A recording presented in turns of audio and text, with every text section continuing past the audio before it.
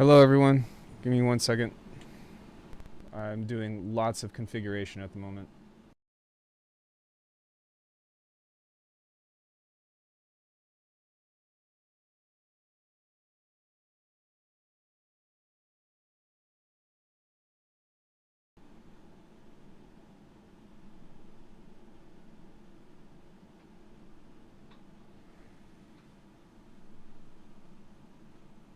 There we go. Jesus.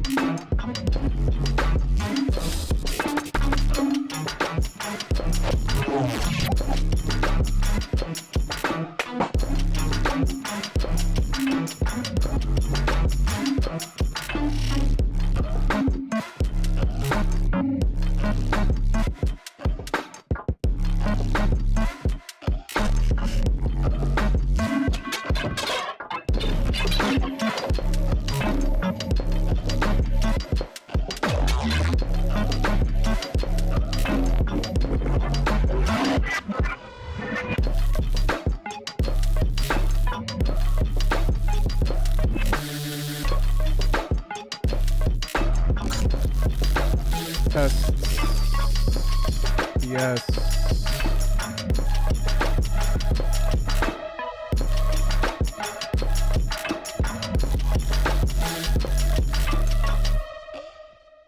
Hey, what's up? What's up?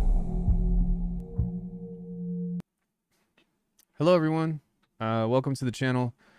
I'm trying to figure out a few things here just because I'm running into, well, some technical difficulties on a different end. One of the biggest things is whenever I'm recording or whenever I'm streaming, the audio is super quiet, and I don't know why, because I'm looking at my levels and it shows that everything is actually pretty loud. So if we look at this says like minus 10 dB or whatever, but the levels with the yellow and stuff should indicate that should be good. How is this? How's the audio? I'm going to turn this up just a little bit.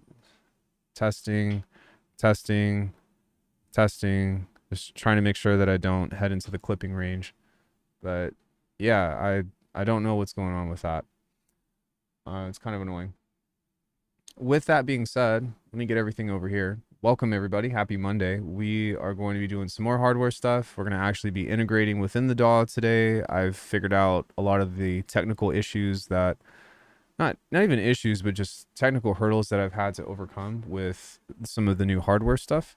I've realized that in Bitwig 6, the external MIDI does not work. And so we're in Bitwig 5 in order to actually play with the Hapax. I think that we're going to be doing some drums in the Waldorf. So yeah, we should have a pretty packed day and lots of things to mess around and to focus on. But before we do any of that, we need to get through a couple of quick play spells, and we're just going to go ahead and knock those out. And this is daily submissions. You guys can submit 15-second clips once per day in the Discord. Let me go ahead and leave a link to that. And aside from that, what's up? How's everybody doing?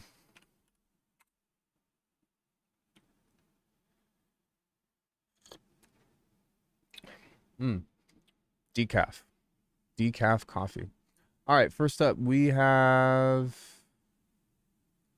Michael.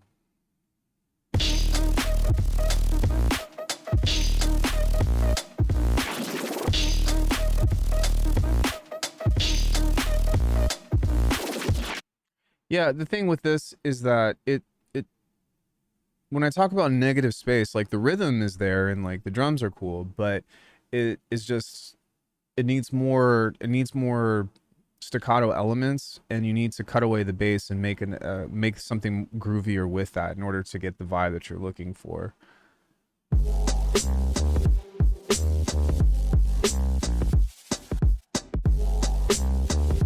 Like, even with this, like, this is better, but it's the do. There's a bunch of release on the bass and a lot of white noise that's pulling away from the tightness of the groove.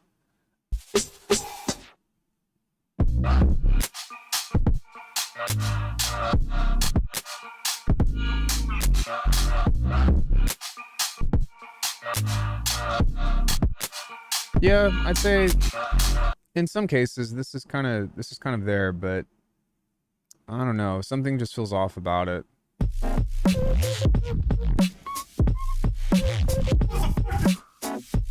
This is a lot better. But I would also warn you about like overusing neuro stuff. I would only do that maybe like once every 4 bars or something. But yeah, this, you're starting to get it. It needs to, the rhythms and stuff need to be tighter.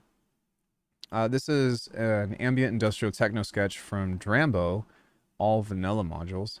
So first party effects. Drambo is awesome. Also, shout out to Little Pink. They're like super dedicated to doing stuff in Drambo, which I need to go back and revisit at some point.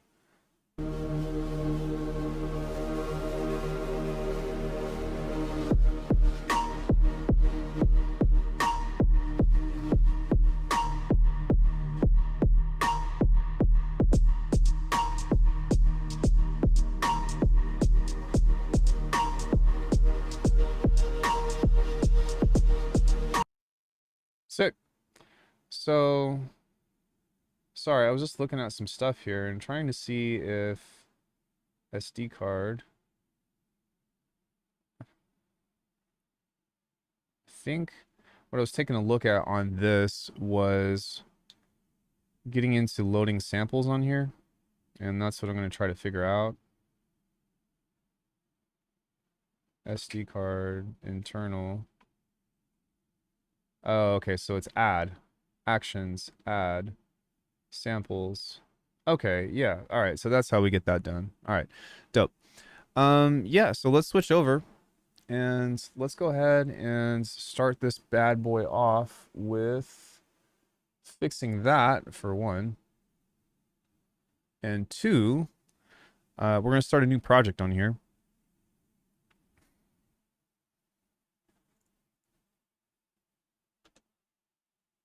Yes. And I'm going to get everything kind of set up in this way to get going within the Bitwig Connect. So, sorry, within the Hey Packs. So yeah, on Saturday, I was trying to figure out why I wasn't getting MIDI into Bitwig 6, and that's because there's a bug, which is kind of annoying. But this does work within the Bitwig 5. So what we need to do is we're going to go into probably sequence 3. We're going to set this to USB device, set this to channel 2. And on this one, we're going to go channel 2, go same. And so now, yeah, we've got stuff. Dope. So what I wanted to do within this was talk about how I'm going to use this thing, because even though I'm not going to use it for every single project, or, you know, the Oxy One for every single project, what I love about these kinds of things are just being able to have a sequence running and then change and manipulate the sequence while I'm doing sound design. So we'll start here just with basic sine waves and stuff, and then once I get something that I like, hey Ryan, what's up? Then I'll start to go back into the DAW and get into doing the resampling process and do all that. And what could be fun is I actually don't have a way to do that. I need to get the output into, I actually do have a way to do that. Yeah, so I can, let's do that. Let me grab a cable.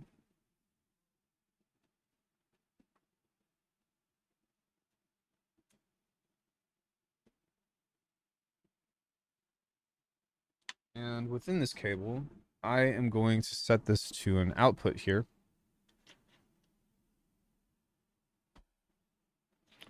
And we are going to have it in.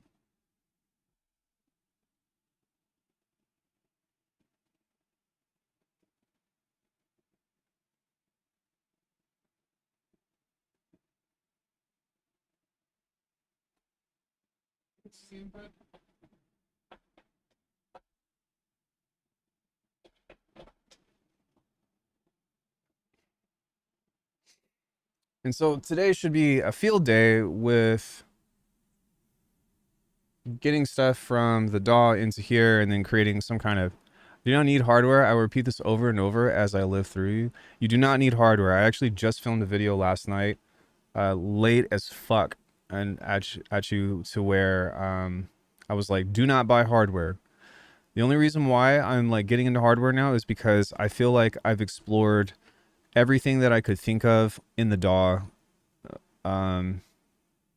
Pretty much both with Bitwig and Ableton outside of doing like modular stuff. You know, I don't really know where else to go. And so it's like, you know what I'm saying? I'm like, now what do I do? But I'm enjoying it. It's expensive, but it is fun. So let me see if I can get this set up correctly to where we have this going where I want it to go. We're going to create a new track here. And this is going to be the input from Phaseplant pre. Maybe post. And then this is going to go to connect output 9. And so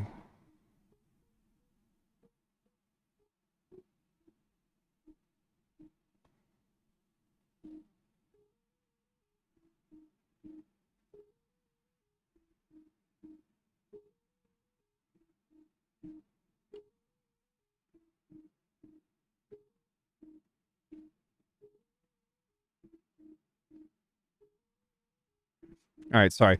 Mad McMahon was telling me that you can change the time division with plus and minus, but I was just trying that and you cannot do that. So I was like, no. All right, so we want to go to global audio input. Let's see if this works.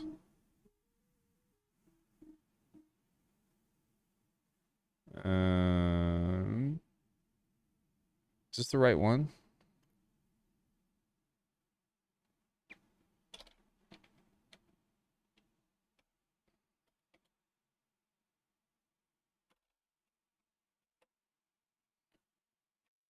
Not sure if it needs to be this one or this one.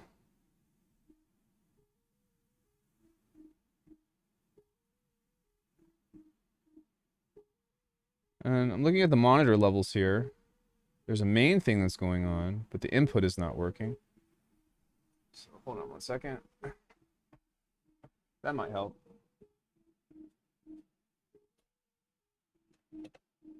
Oh, that'll.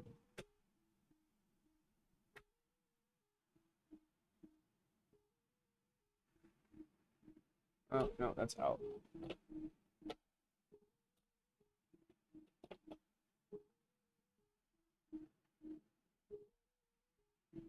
Here we go.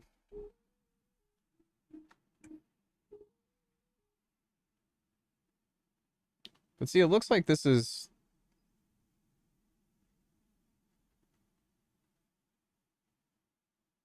There's an input signal that's going on here.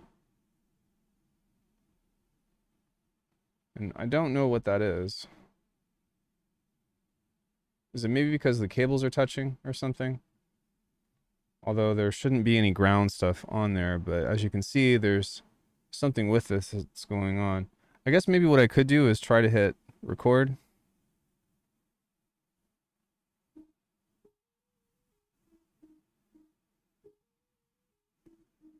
And stop. Stop. Yeah, so that's not doing anything. Looks like on the output here, that's going. Oh no, it's not.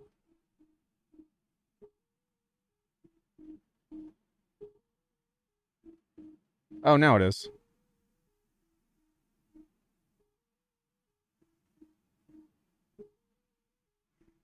But it looks like that's only in mono.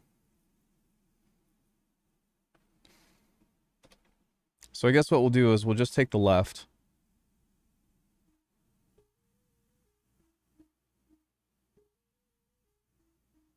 Okay, cool. So we got that settled. That's unfortunate that you have to have 2 outputs that go into each one, but it's not the end of the world. Yeah and no. Like, there's a couple of I mean, I made a lot of posts and stuff, but there's a few things that I'm like, I it bothers me. And I'm curious to see what's going to happen in the second beta more than anything, just because I'm kind of like, are they going to change these or what's going on? Like, I've made some videos about stuff that I hope that they revert to. Hey, babe. So yeah, I'm not too sure, to be honest. But okay, so now that we have that, I'm going to get rid of this sequence here. And is there a way to make this mono? Edit, copy L to R. Okay, yeah, so there is a way to do that. Select all and cut. Hi, sweetie. And delete. Nope, can't delete it. So whatever. I think I can just re-record over that. Hey, Lon, what's up? All right, so let's get into creating a sequence with this first. So we'll go into the algorithm and we'll go generate. C7 to C4. I'm thinking we're going to do like D sharp 6 to D sharp 3 or E flat. And then we'll hit generate. See what that does. Hey, sweetie. Oh, thank you so much. You got me something. What is this? This is the sample plate. Oh, the sample plate. Rolls and the Okay, I can't eat it right now, but can I have it later? Thank you, babe. sweet ones are here. I know. She's like, I'll take anything, anything you got, even a morsel. Okay.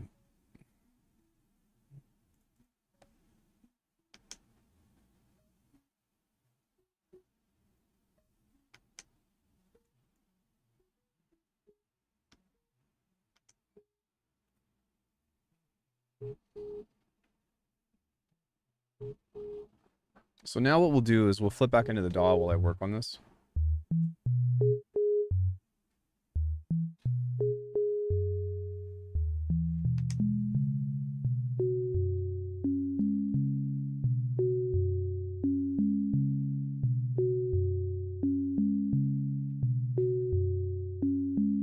I want to give this a little bit more of a rhythm.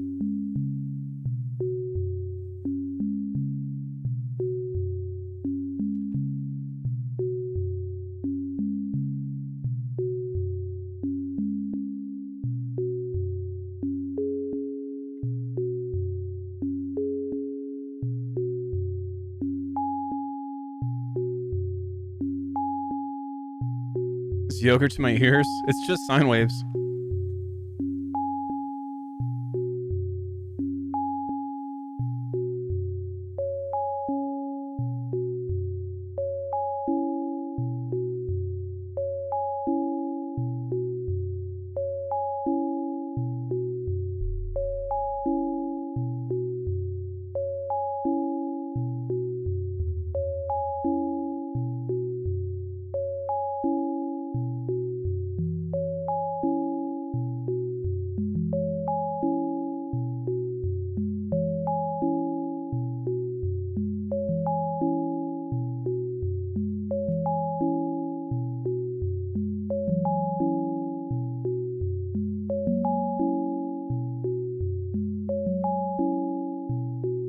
Okay, so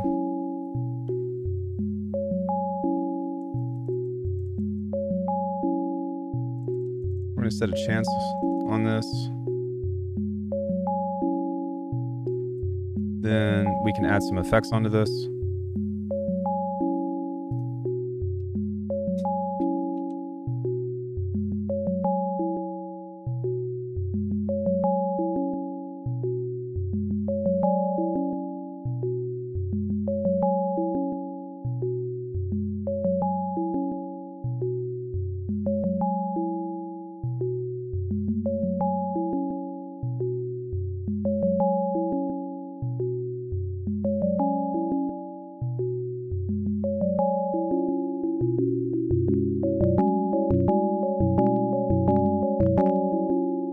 Maybe not that one.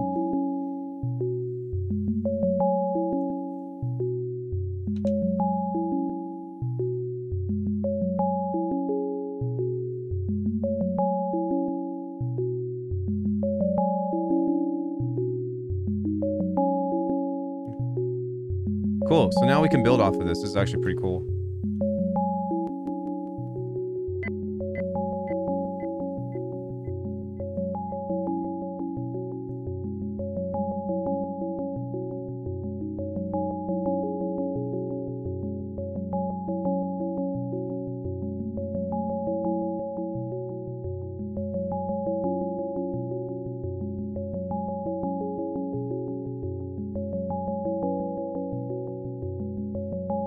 Yeah, this is nice. So we want to set this to be super slow.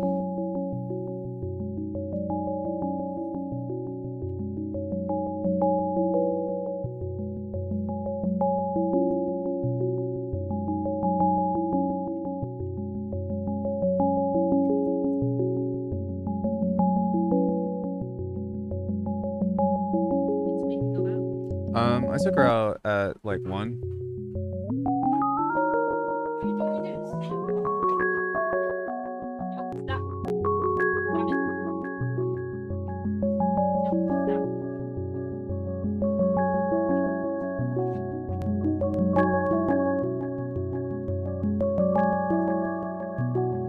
stop. No, no, stop. Stop it. No.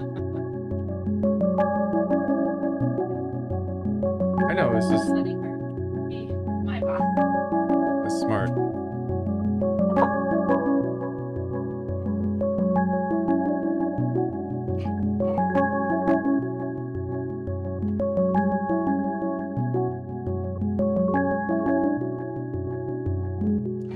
Yeah, you can do both.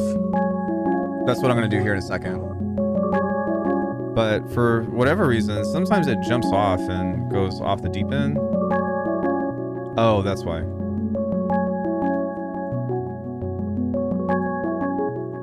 There we go. Wow.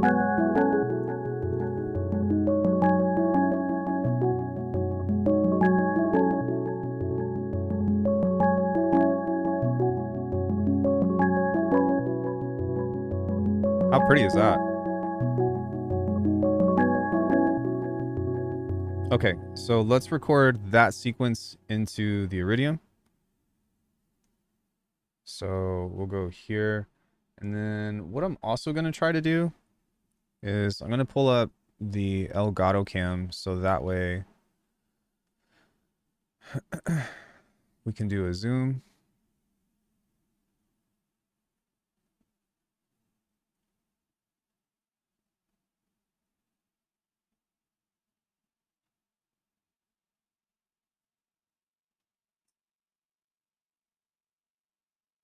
Is that a little bit better?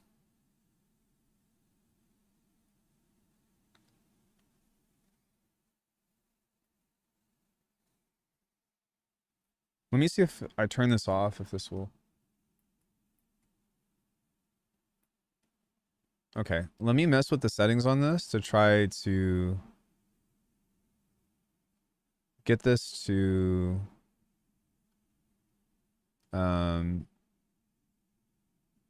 I'm basically going to raise the shutter speed on this.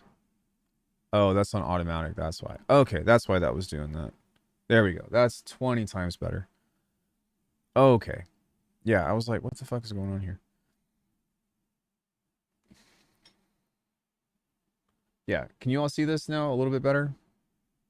I suppose I can zoom in a little more.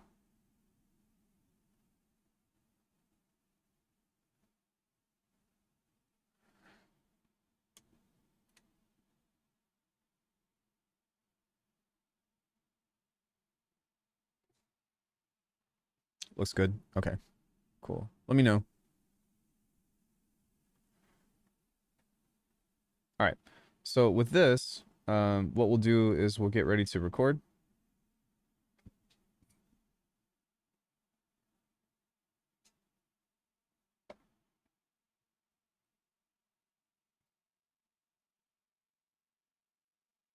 Nope. we need to set this to signal, and then I'm gonna hit play. So we'll hit record. Oh.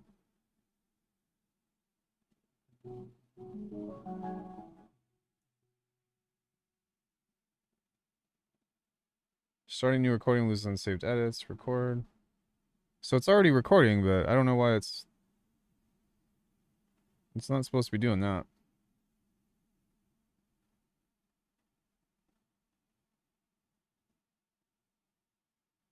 There we go. Okay.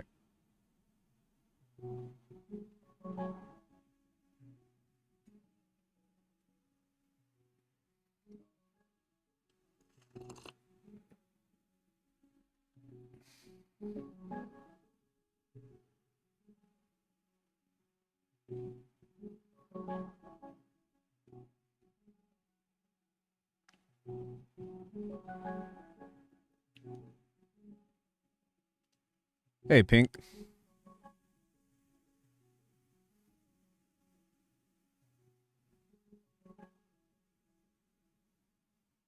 Sweet. So now what we want to do is we want to go edit, and then we want to go copy left to right.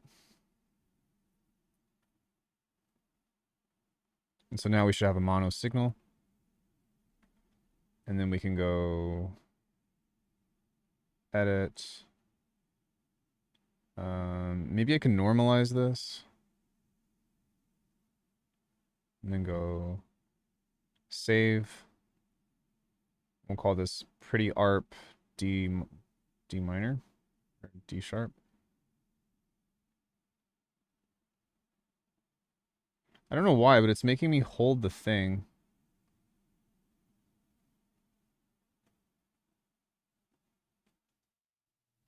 D the sharp return recordings save. Okay, so now what we're going to do is we're going to go back to oscillator 1 here. We're going to set this to particle, and then on the timbre we're going to go actions, add pretty ARP D sharp minor, and go add. Now we are going to change this into we need a thing here. It's going to put this on to record, which will set this to input 3. Input 3, I believe. Input 4. My bad.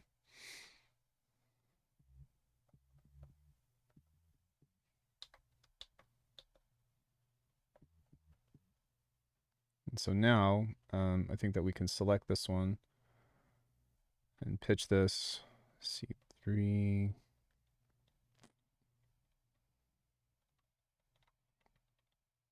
to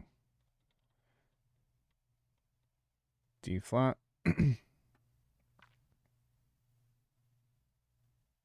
then I think that we can go and change this into a granular mode. We'll go here. We will set this to, I think that this is already ready to go. There we go.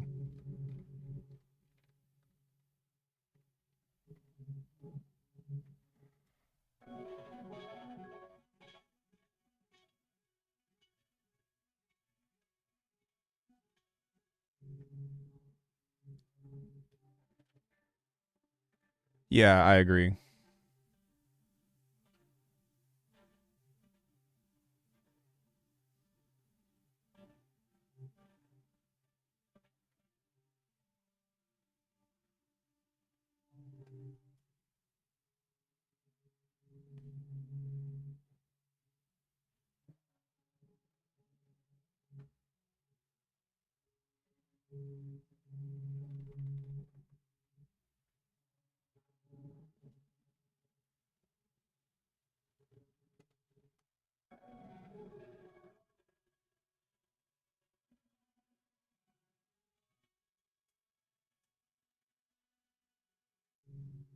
So unfortunately this is in mono, so there's not really, you know what I mean? It's not going to sound as crazy and interesting, but we can add some reverb.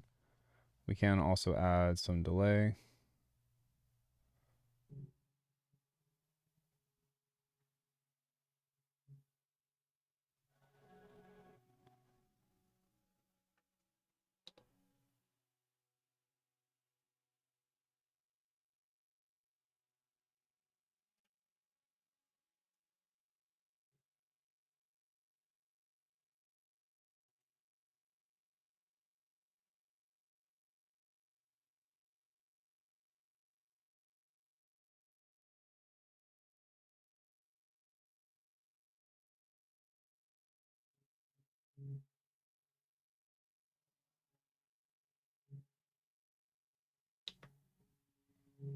Is that an EQ?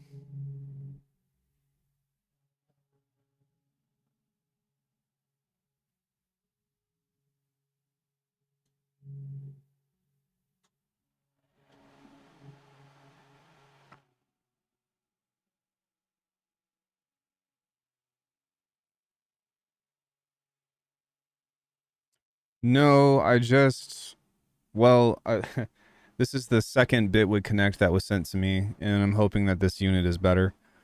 I was already running into some difficulties with it because the back of the connector is a little bit further away than where the trim is. And so when I first got it and I tried to plug it in, the default USB cable wouldn't even stick in.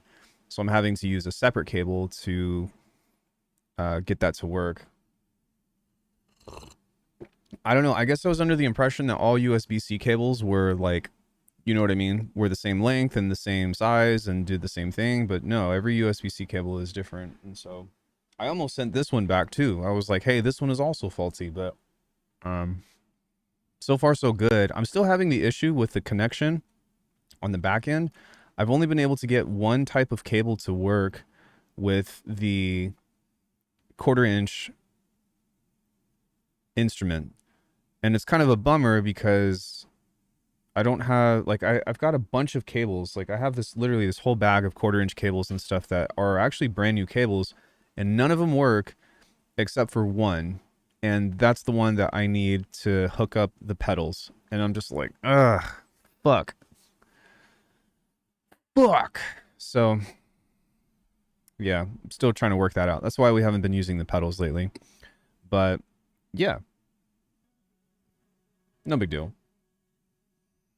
So I'm going to go to the filters here. We're going to go to the digiformer, and we'll set this to a notch. And I'm just going to grab the frequency here. That's a bandpass. That's a bandpass. We'll go notch. Now we'll go to the envelopes here.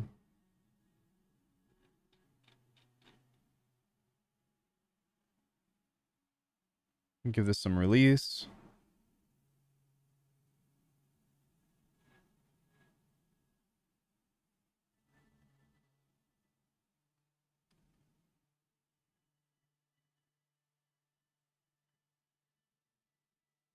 Not only that, but also some of them are dedicated towards like video. So I have this Elgato, 4K whatever, or HD 60X, and only certain USB-C cables work with it. And it's like, how are you supposed to figure any of this out?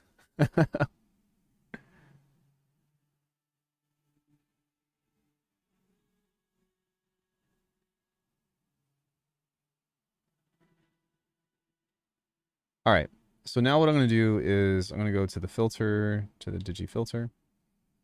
We're going to touch that. We're going to go modulations, go to matrix, set this to LFO1. Then we'll go to LFO1, set this to be super slow.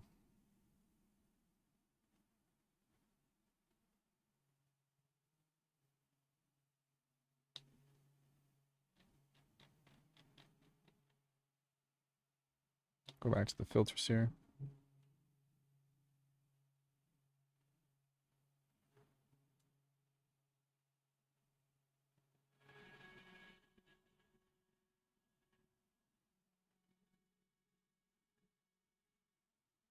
Okay, just making sure that's all where it's supposed to go.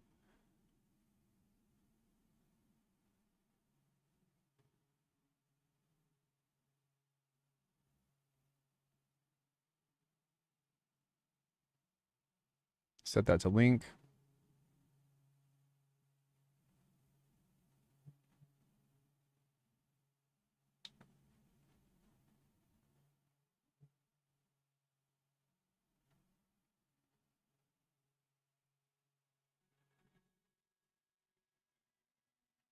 USB-C 4 100 watt. Also more expensive. I think.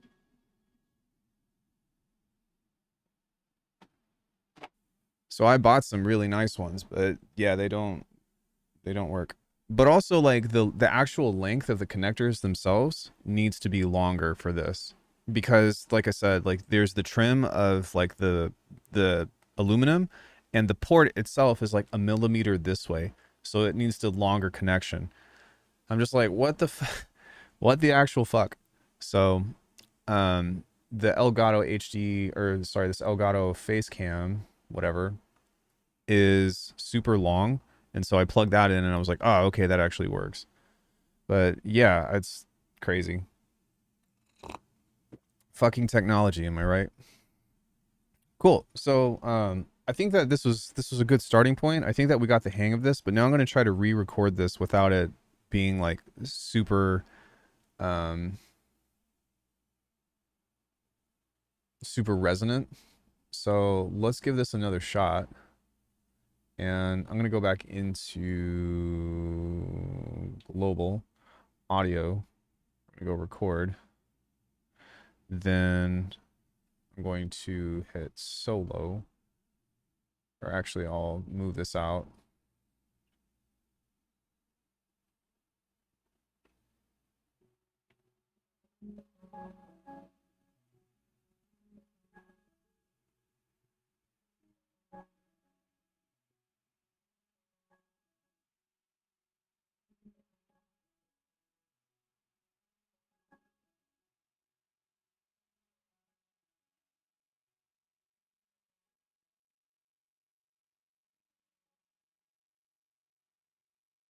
Nice. And so now what I'll do, recording level 0, 0. We'll do that again. So we'll go copy left to right. Go save. D sharp.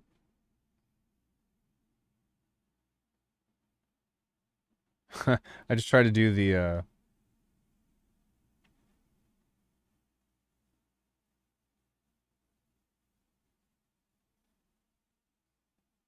iPhone thing.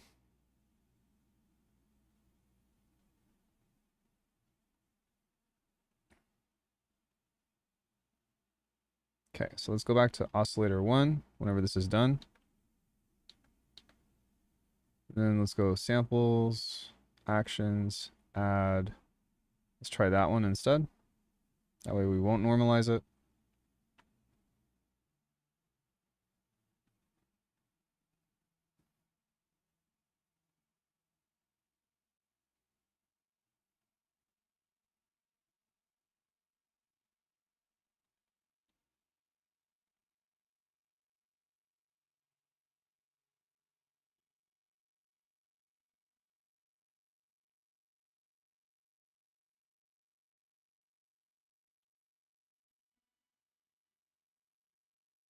So this is cool. This can actually toggle the samples, which is kind of crazy.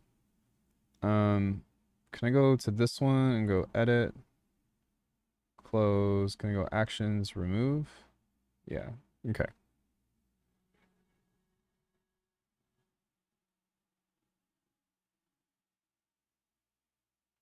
Go back to the particle.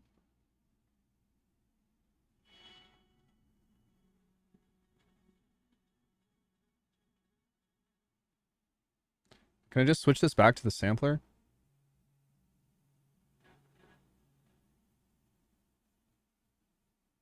I'll go waveform, particle.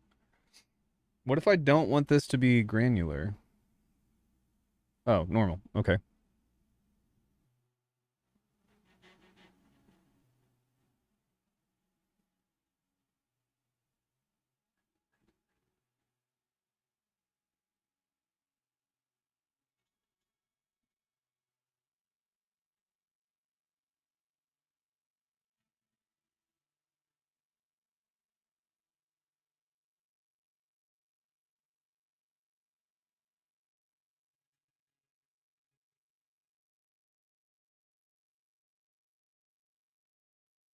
That's crazy. Unfortunately, like I can just tell that it doesn't sound as good uh from the mono input. Like this really needs a stereo input. But I don't think that I have a way to do that.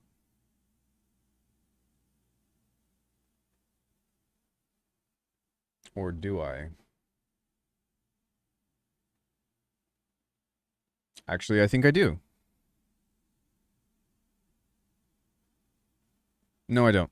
Because there still needs to be an input that goes to the bitwig connect. So there is that. But yeah. Even still, it's pretty sick that.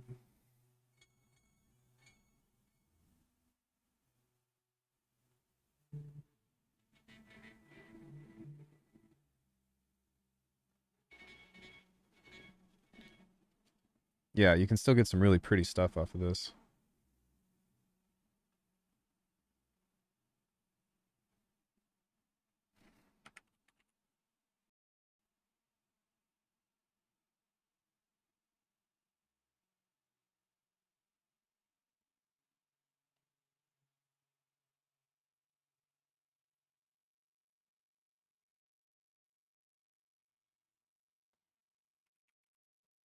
So we can scan to beam.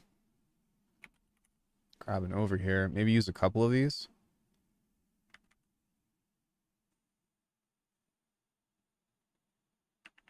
Just grab a gate.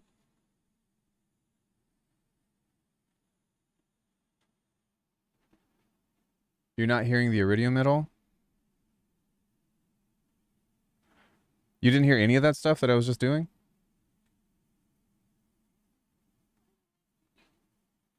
Excuse me. She did not get a spring. She did not get a spring roll.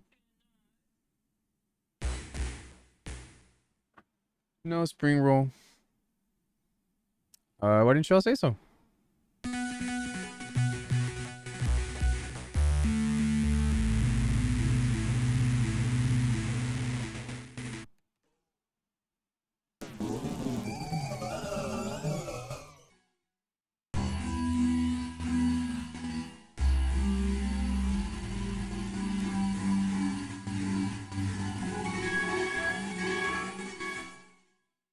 Sick. We should be fixed now.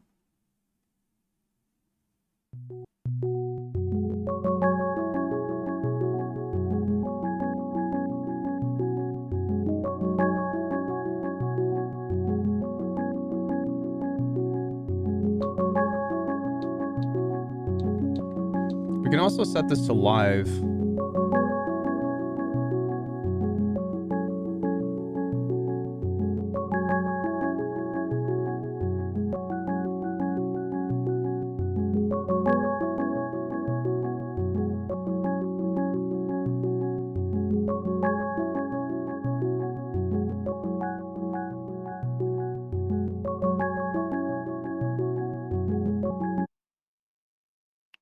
But I don't really hear anything that this is doing. Overall gain, particle. Oh, there we go.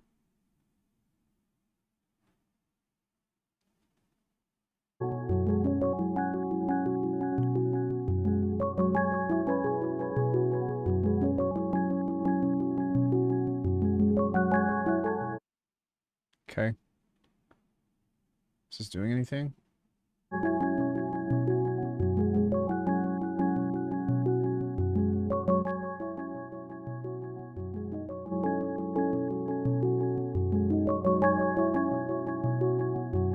Yeah, the input's there, but the main isn't coming out.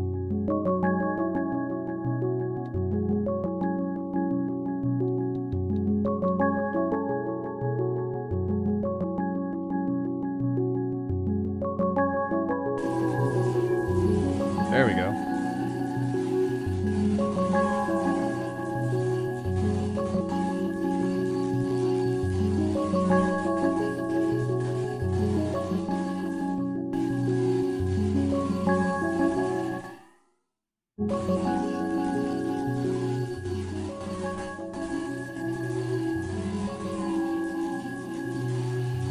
There we go.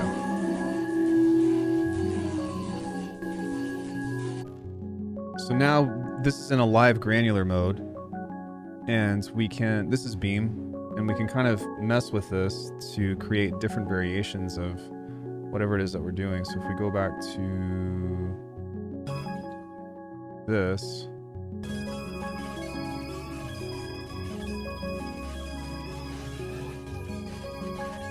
that's dope.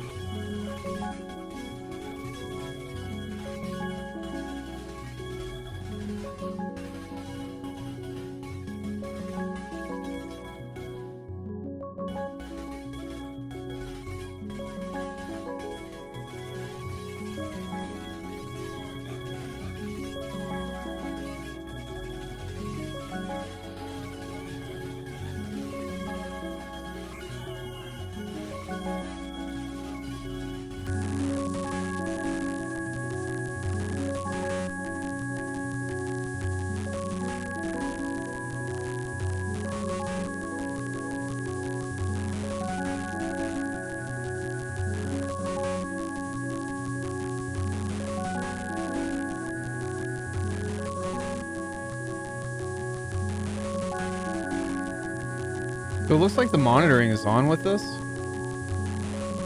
And the audio recording. But I wonder if I actually have to play a pitch in order to get the live thing, because as of now, if I turn this off,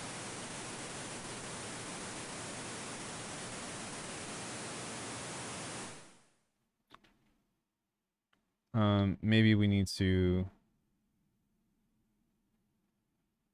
yeah, so there might be some kind of thing to figuring this out with how to do this, because this right now, this is in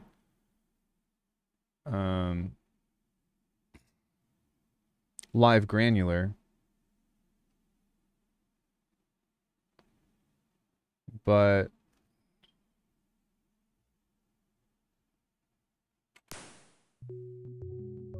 nothing is happening, so I'm not sure if you're supposed to have the monitoring on or what. I'll take a look at that later. But for now, at least getting a recording in here is pretty cool. So what I'll do next is I'll take these effects and add this to faceplant.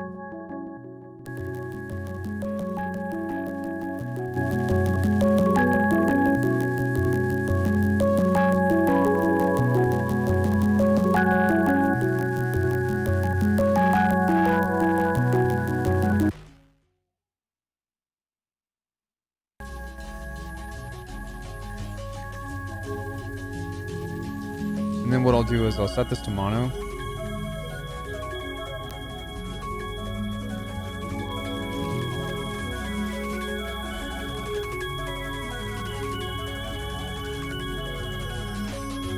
So we can do some cool recordings on this and get some interesting stuff.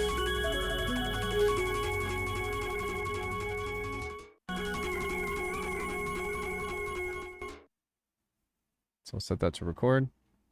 Then I'll hit play.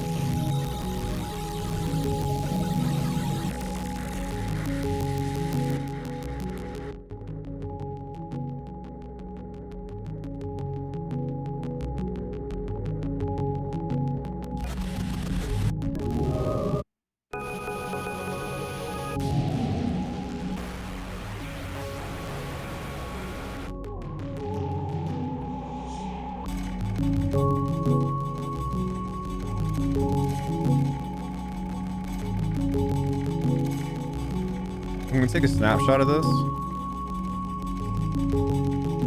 See if we can get something else in here. And then hit stop. Nice. So let's go edit. And then we'll go add left to right.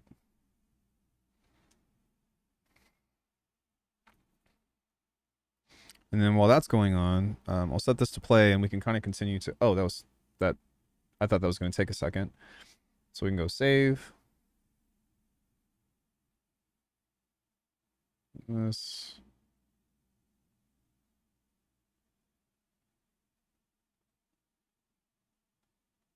Three, go return, save.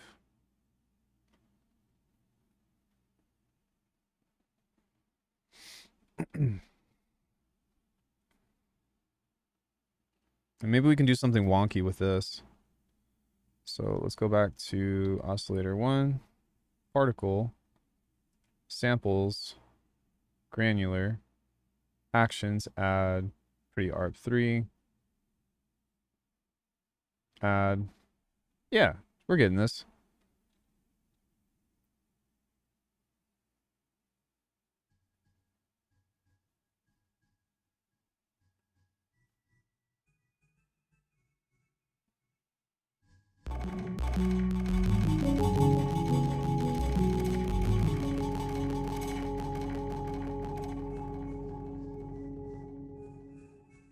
So now on this says that this is playing, but I don't hear anything really. So let's go back to the granular mode.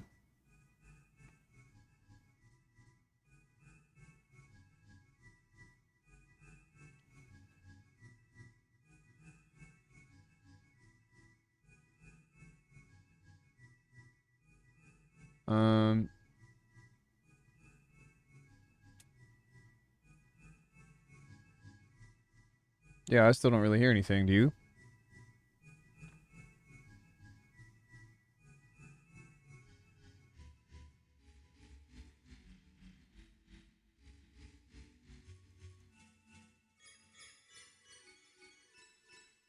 Yeah, I heard that. So why is this so quiet? Because that's all the way up. That's all the way up. That's doing that.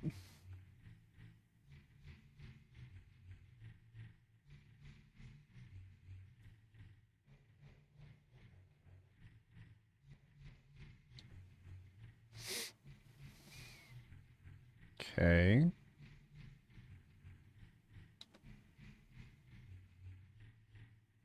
Oh, that's why.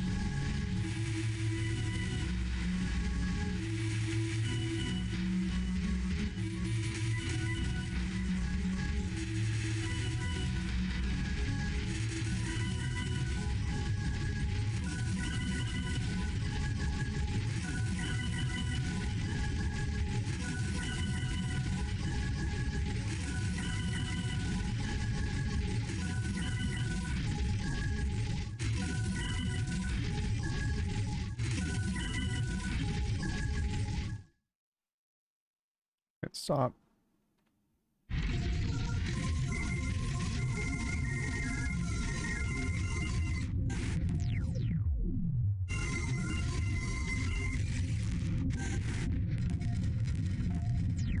Still sounds pretty broken.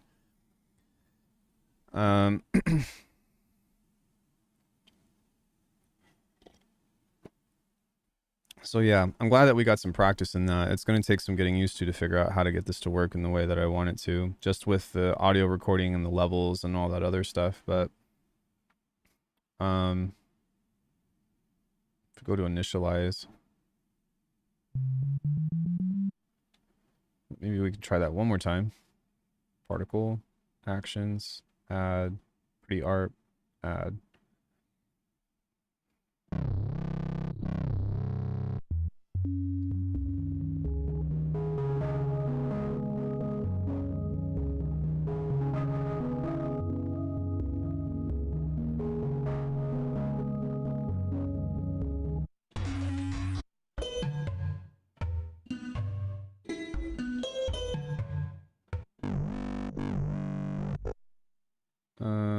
Close, actions, remove.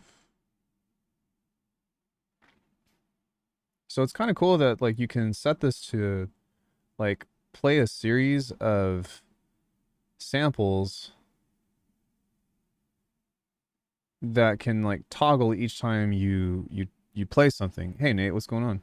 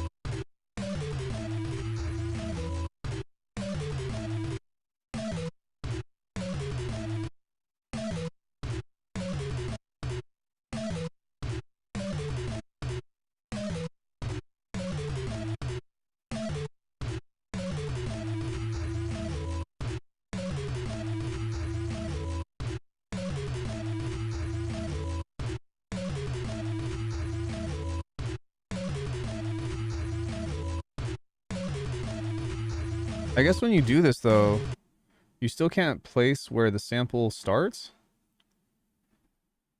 which I find to be kind of interesting. You can trim it, but you can't be like start from here unless if you set this to the particle, to which I guess you can just do this. Set the grain poly to 1.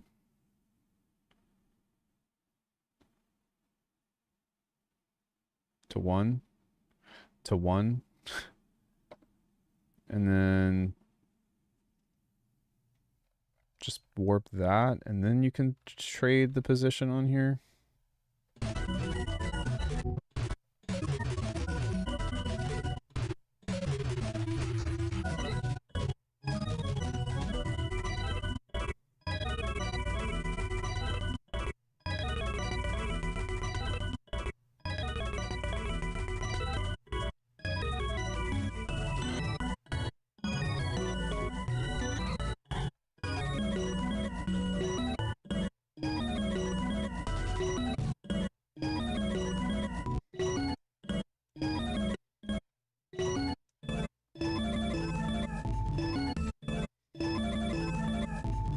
Hey, Michael, what's up?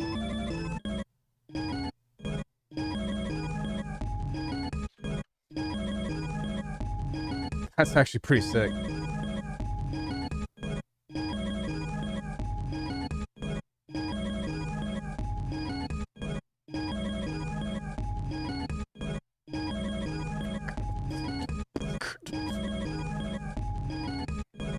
Nice. So, that's really cool because this is kind of exactly what I'm looking for, is throwing something in here and just maybe finding a way to rearrange this and play it back in different ways to how would you say? Just give me something that's like a remix of whatever it is that I put in here. You know, like this is definitely something that I could, you know, create a hook out of. Or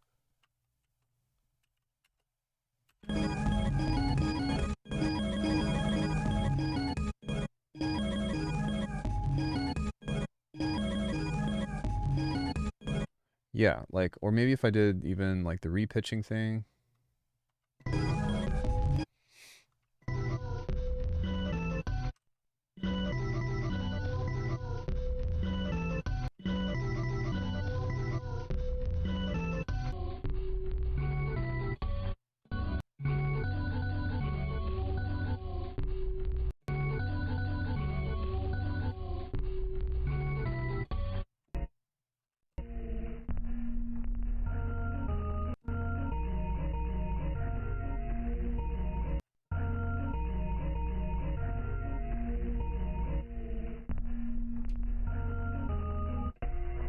Yeah, like there's a lot of potential within that. So that's pretty dope. Cool. So let's go back to the sequencer now. And I'm going to mute. Is it number 2? No, it's number 1.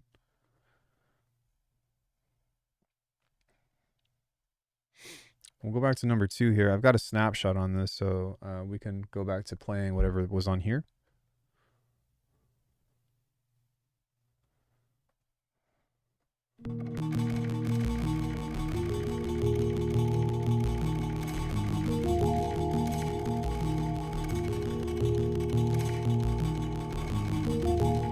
That's so dope.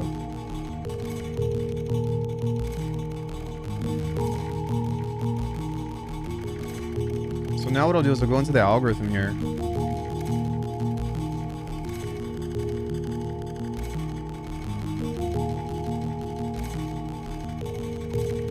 And instead of generating a new thing, I'm going to go to shuffle. And we're just going to see what we get out of this.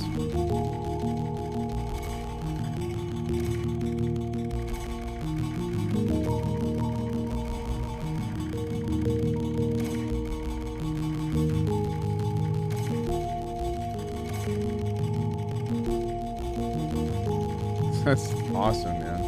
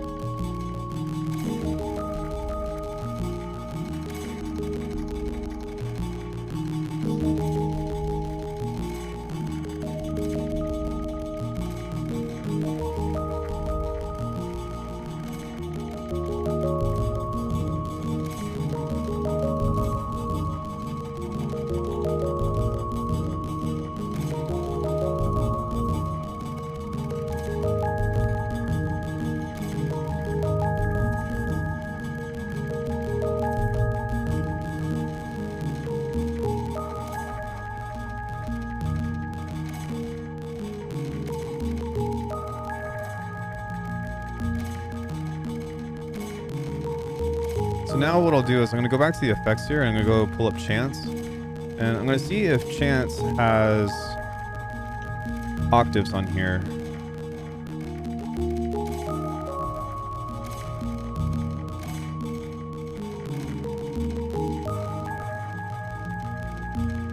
It doesn't look like it. So maybe that's not what I'm looking for. Maybe there is... There's harmony on here.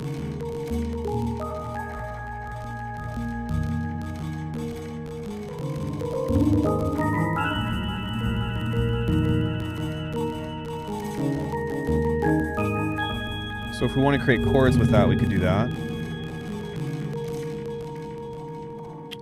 Maybe what we can do instead...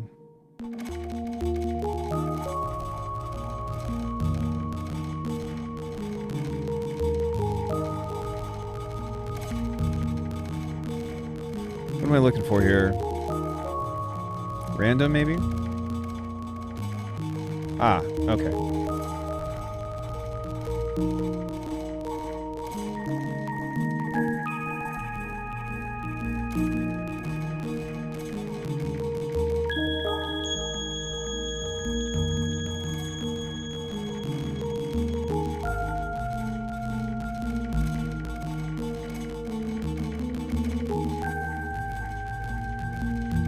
probably just octave.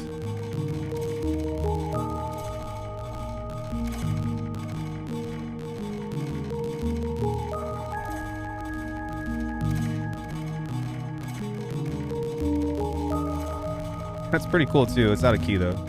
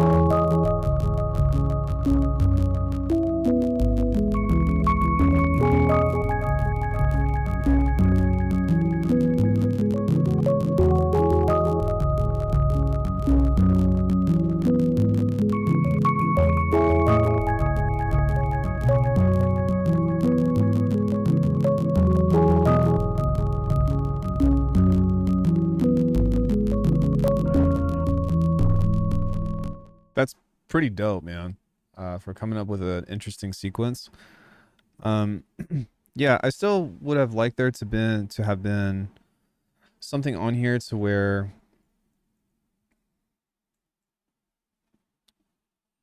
I can change the division a little easier as opposed to doing what I just did there. But maybe if I set the time delay on this to be a little bit slower as well, that will kind of give us a little bit more to work with.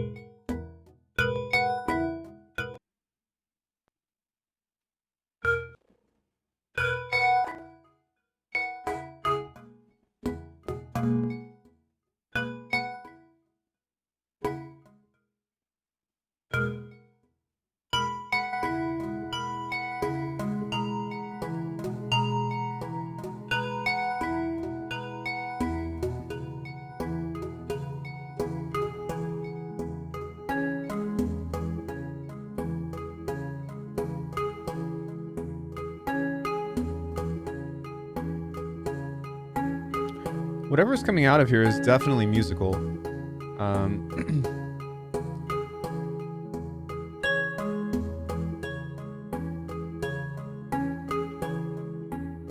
I can't help but feel that some of the patterns that we've been getting out of this stuff, though, just doesn't quite... It's not matching my vibe yet.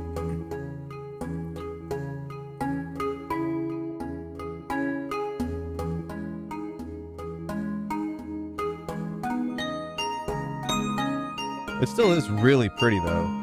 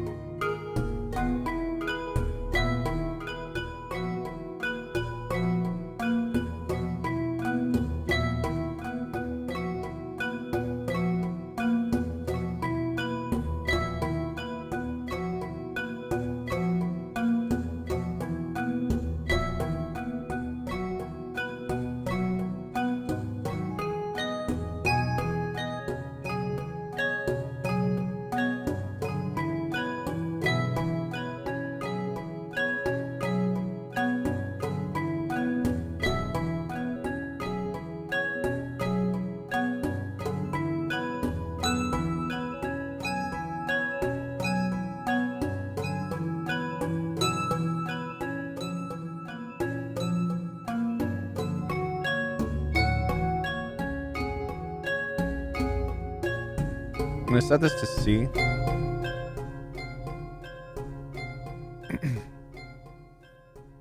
Yeah, like something that would be cool with the algorithm generator is, I mean, it kind of looks like that actually. So maybe if I were to set this to not a bell and not a lot of this, I'm curious as to what this is going to sound like now.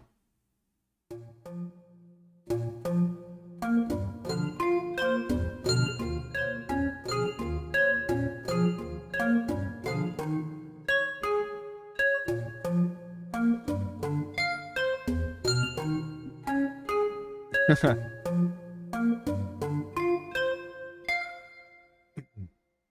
right.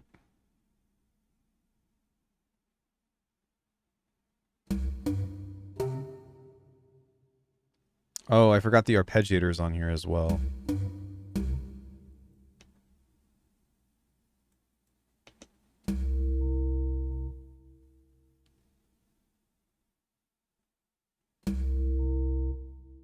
So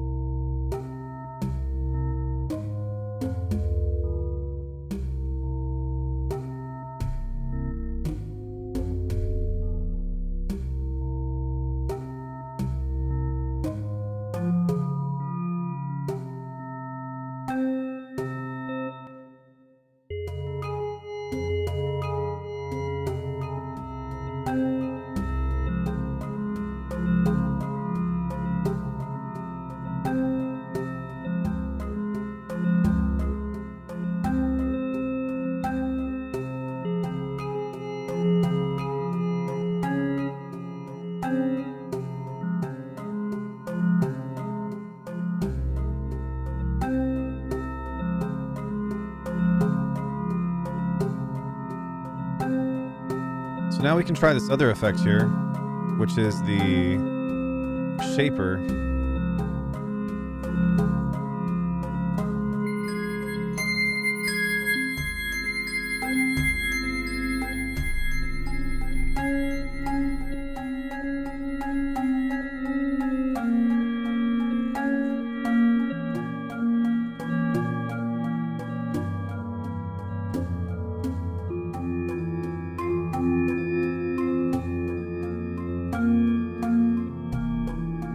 There we go. This is more of my world.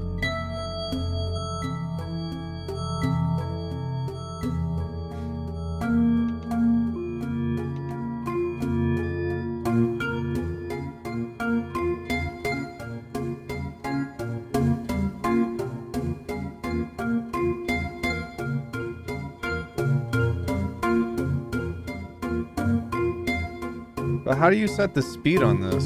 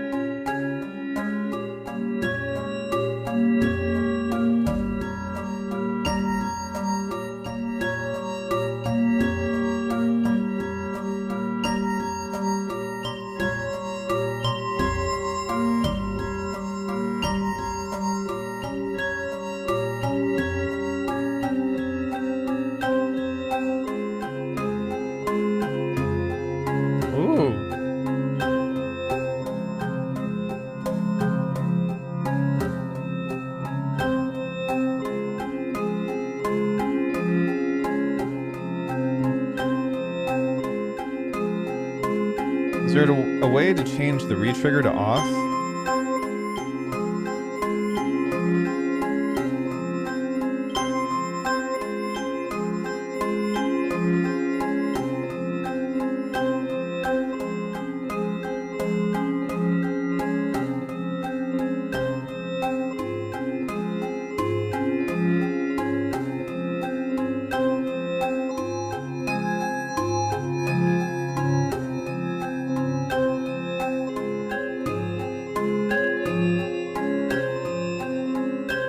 That's dope, man.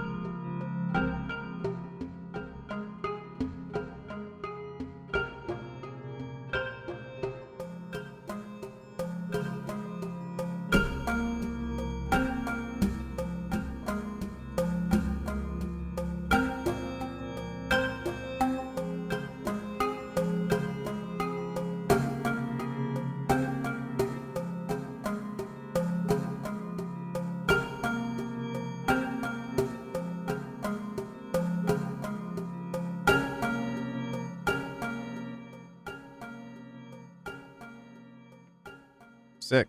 Let's get that in there. So let's go back to oscillator 1. Sorry, global. Record.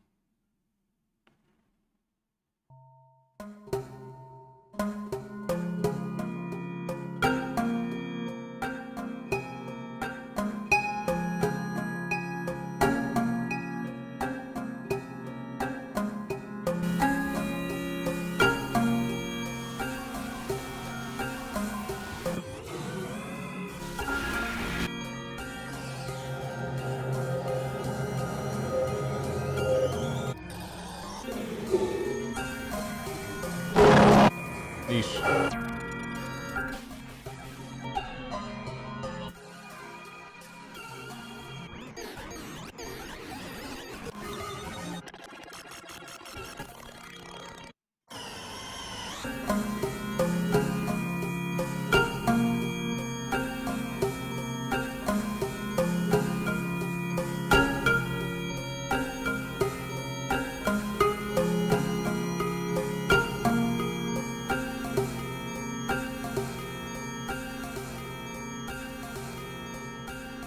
Yeah, there's just a lot of cool stuff in here that's like,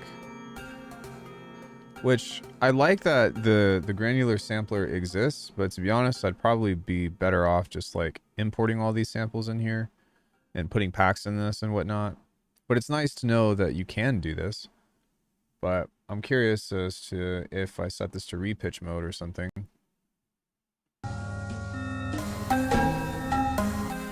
Oh, shit.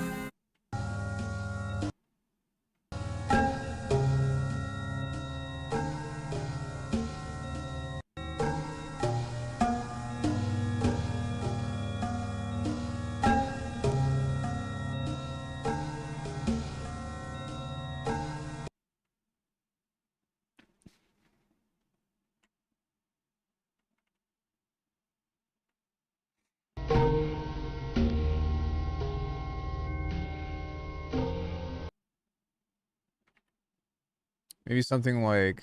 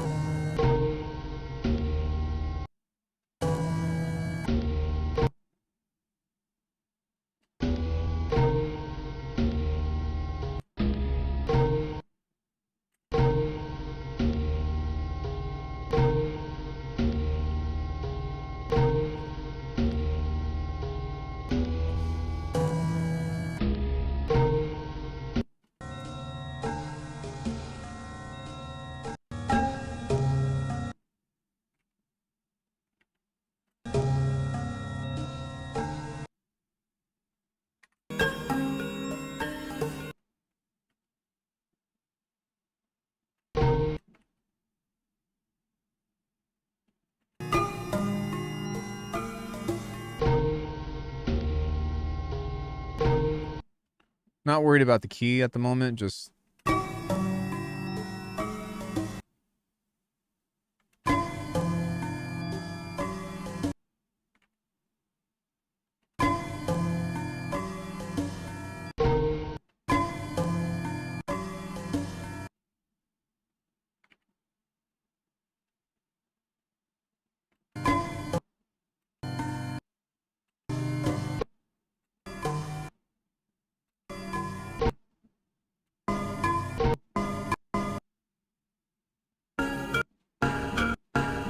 Hmm.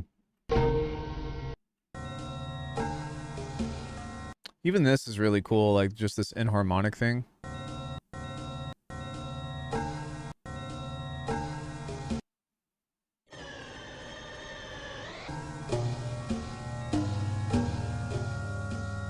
Actually,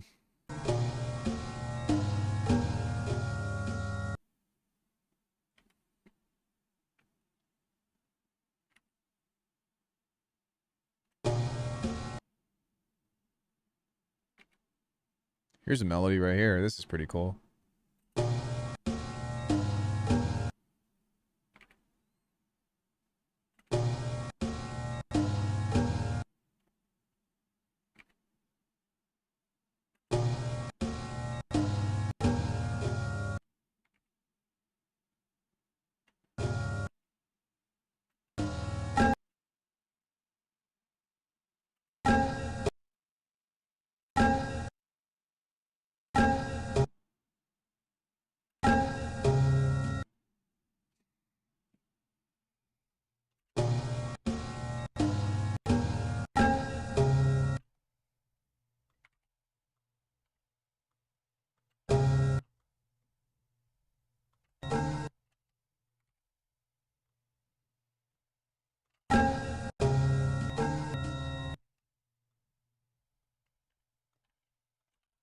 Duplicate this. There's a free front-end sound thread for that crazy offline audio processing program, CDP, that Afix uses, the way easier to use.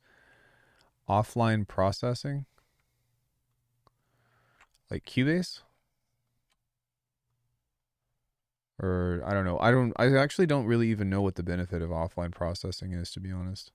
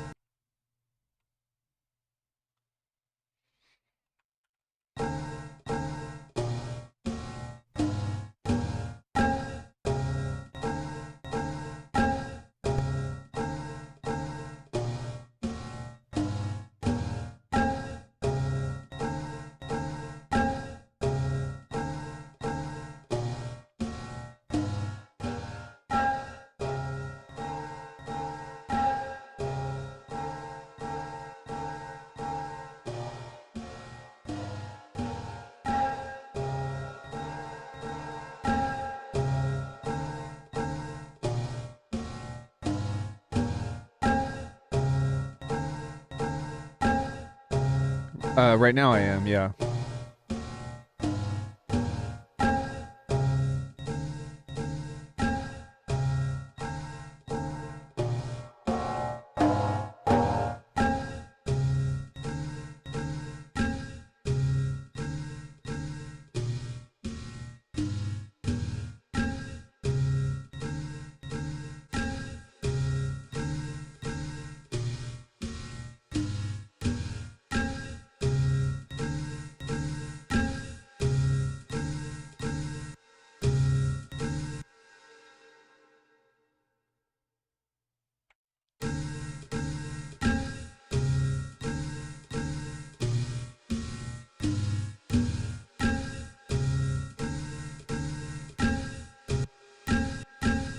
So I need to figure out what key that's in. It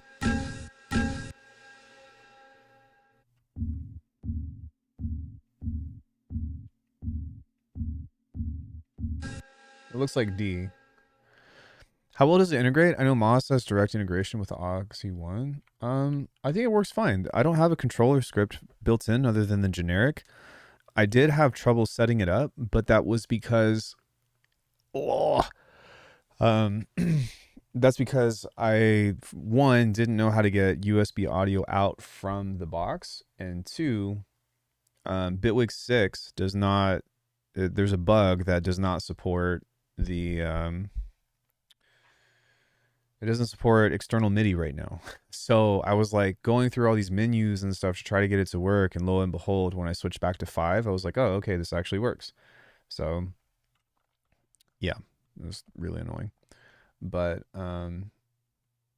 let me try to grab, actually,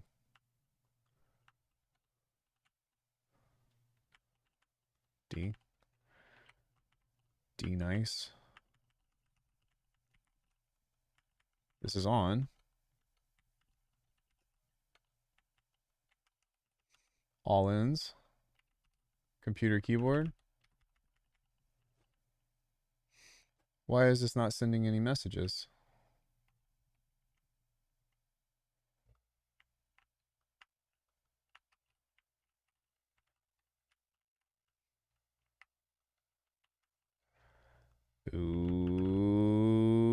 Okay. Oh, because it's on channel 2, maybe? I think that's probably why. So let me duplicate this, and then let me set this to all. Yep, there we go. Yo, you live in Henderson now? Can you still get to the gym? Every time you process something, it creates a new file in your project folder, so you kind of create a palette of sounds as you bring into your DAW.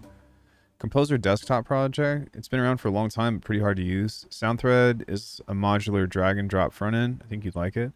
Yeah, I can take a look later. External MIDI. I have my Montage M6's controller. It works fine with 6 beta 1.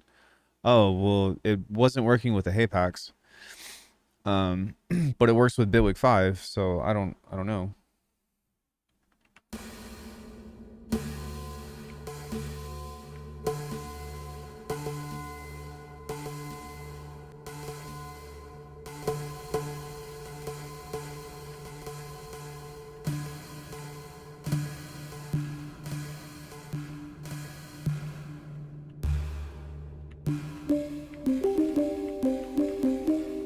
Are you talking about clips like this that you can drag into this? Is that what you mean? Because, bro, like, if that's what you're talking about, I'm gonna blow your fucking mind when it comes into Bitwig stuff. Like, give me 5 minutes of your time to show you what this can do with clips, and you're gonna be like, oh shit.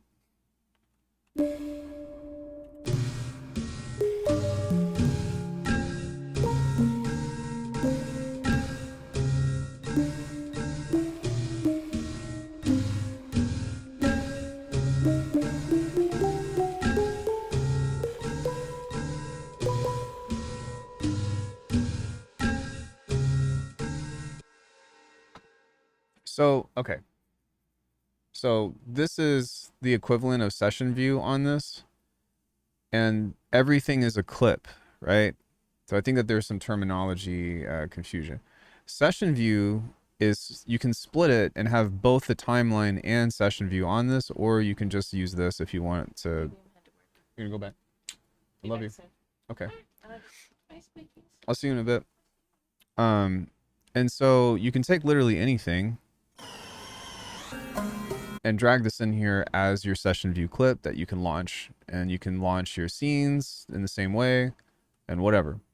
The big difference though is that within this is fully, yeah, you can fully edit this.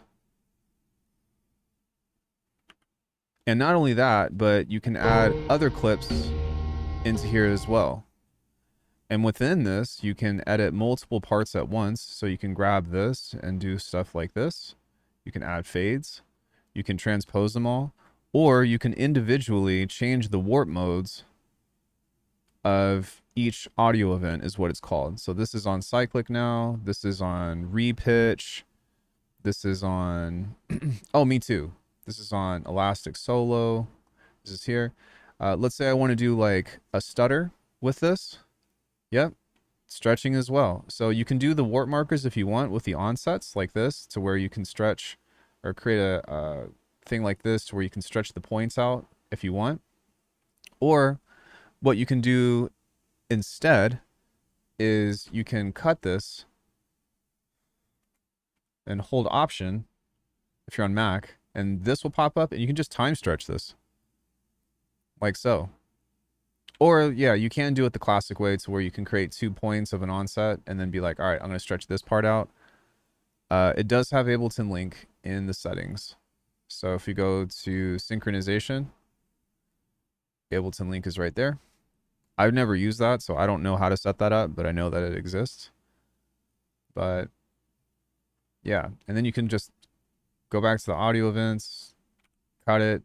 You can duplicate, do that, add fades, or there's also slice and place, and this is with everything. So you can go right click, slice and place, slice at repeats. Sorry, not slice at repeats.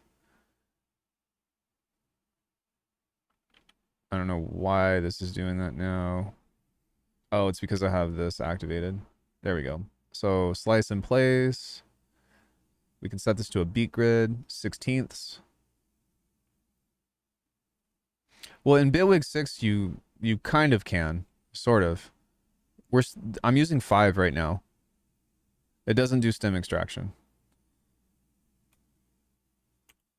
Does not do that. But what you could also do with this is check this out. You have these things called operators, and you can set this to have these repeats like this, kind of like so, or you can make it an exponential rhythm and right click and go, where is this? Slice and place, slice at repeats.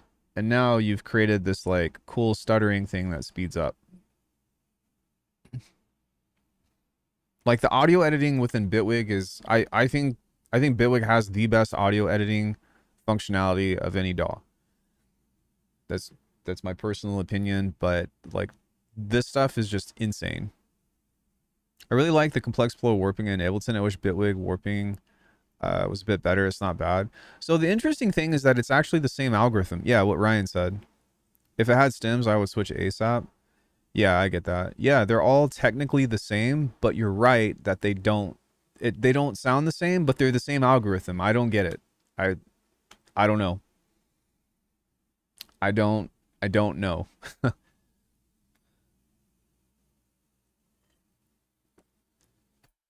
It's really strange. But yeah, they are the same algorithms. You have your beats mode here. Complex Pro would be Elastic Pro. Slice mode would be your beats mode. You can change the tails of this, or you can set a rate to like 1/16.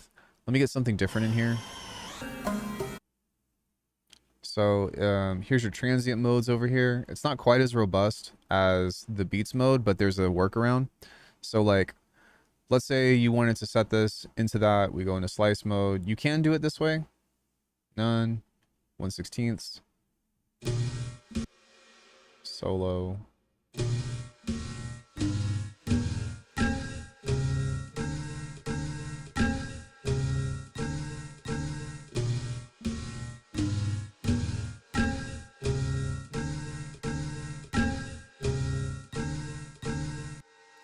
Well, Bitwig 6 just added the key change, but it doesn't work the same way. Like, you still have to go into everything and, what's it called? And like, do a thing that says right click, snap to key change.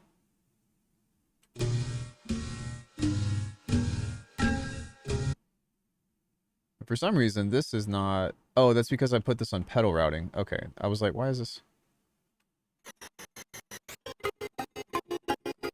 There we go.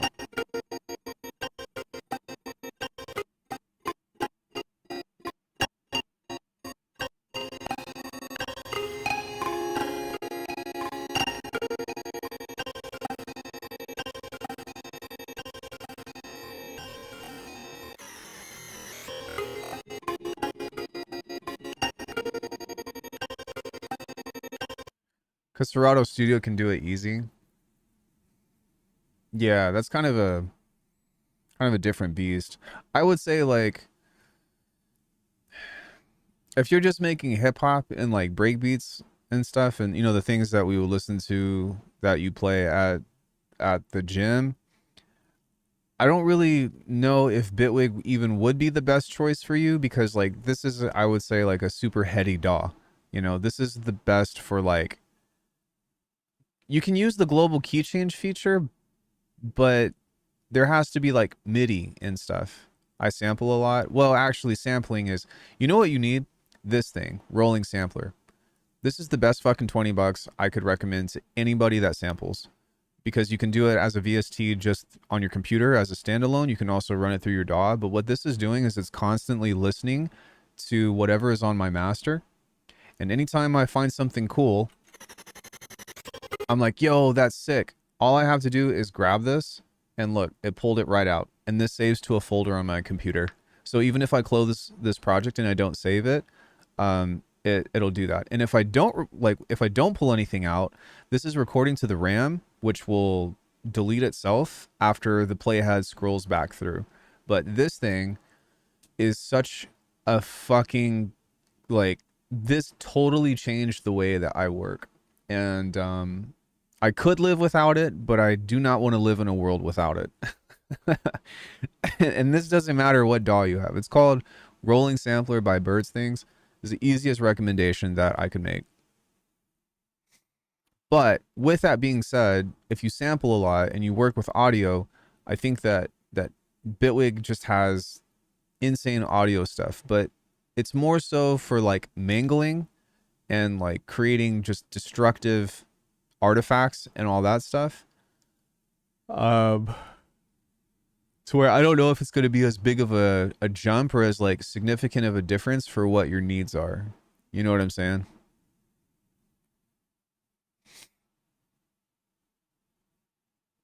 Also, one thing that you could do as well is if you have an iPhone, you can get Koala Sampler, which has stem separation. So you can import a screen recording off of like YouTube or something, Koala Sampler.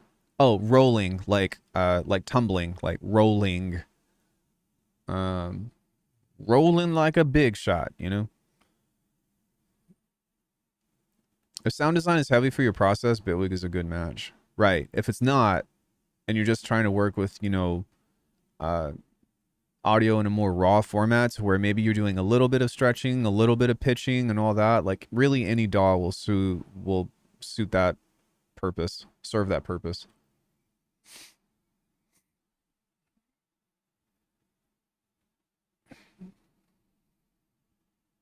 But yeah, I really like though that this has both the clip launcher and the timeline in here.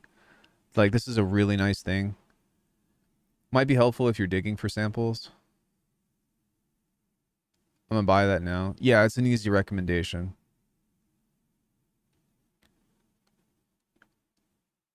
From records, it could also record your input. Are you talking about Koala Sampler or are you talking about Rolling Sampler?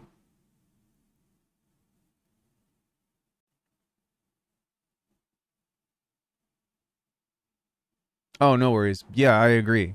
Agreed. Yeah, or, you know, you could record shit off YouTube or off of the radio or, you know, you can sample anything and it's so convenient. There is a little bit of like flack that you might have to put up with.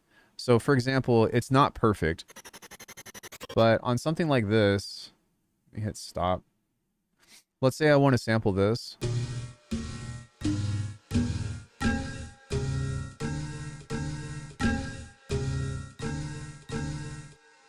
Then if I record from, or if I pull this out from here, it's going to take all of this. So you might want to capture it from, or, you know, cinch in on this. And so sometimes that can be annoying for like organization and whatnot.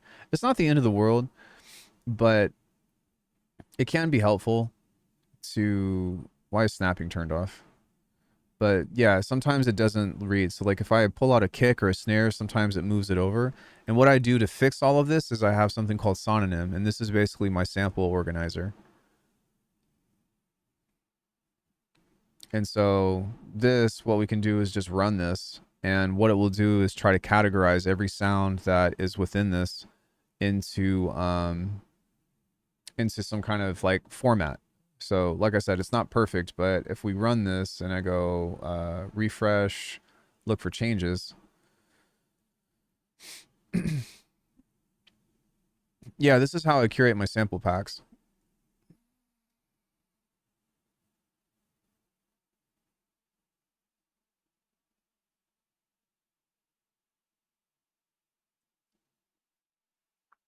It will try to guess the key.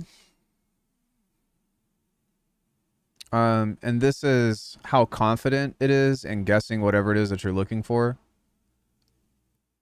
But looking at Requiem 3 and Eternum 6, which would be the newest release, they both have complex patches. I think Eternum 6 doesn't have like they have complex patches, but not the super patches. Requiem 3 has like the all-in-one. That's the newest one.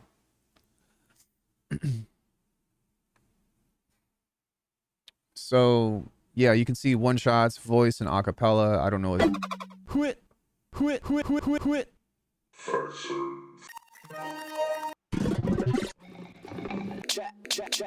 Hey yo. Yeah. So.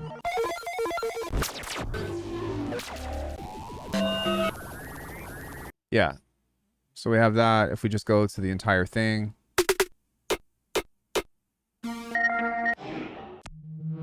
Yeah.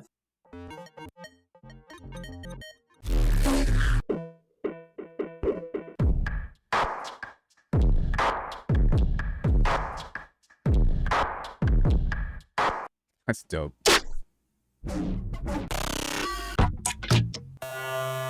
Wow.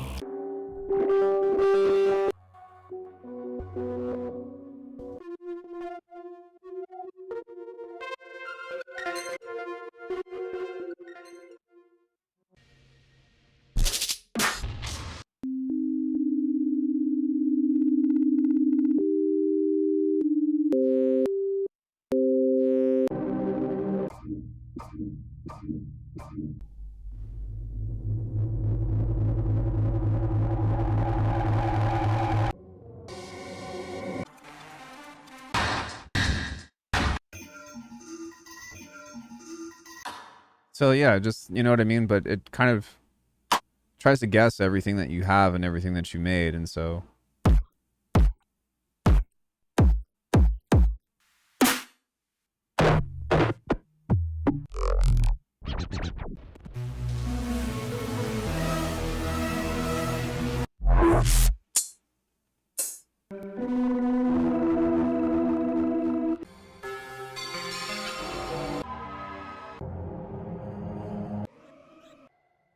I need to like go back and just like use all this shit.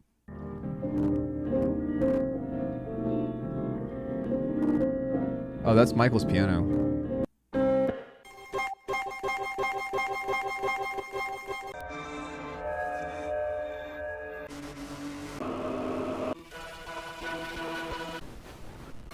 Sorry. Sidetracked. Just kind of having fun looking at what some of that shit is.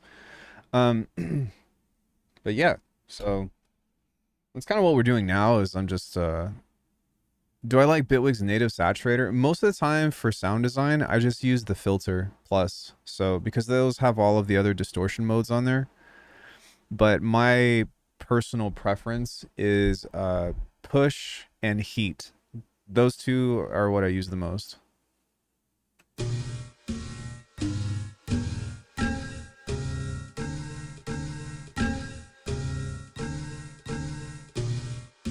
Yeah, so this little arranger thing is kind of sick.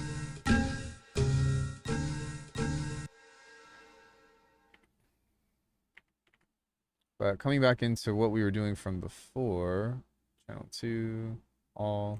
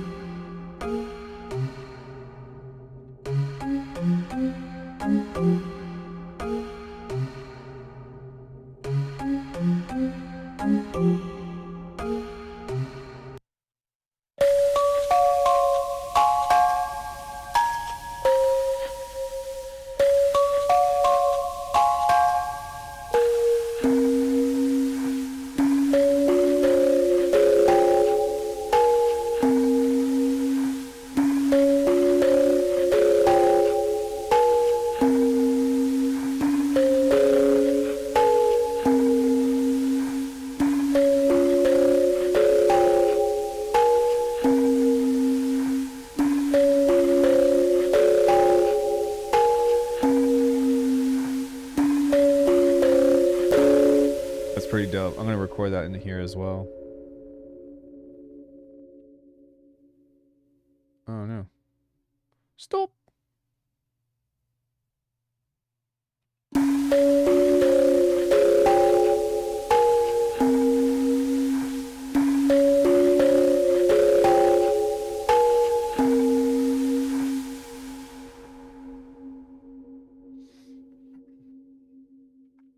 All right, so let's go edit over here. Link. And then we can go copy L to R.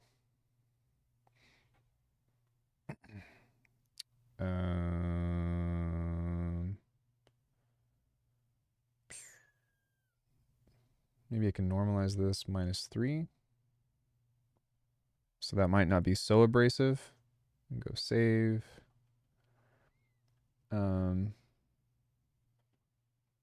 Delete all this.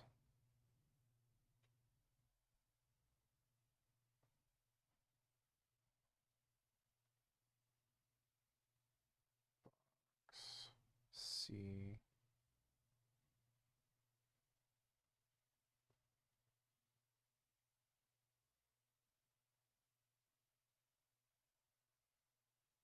Call that C Phrygian dominant.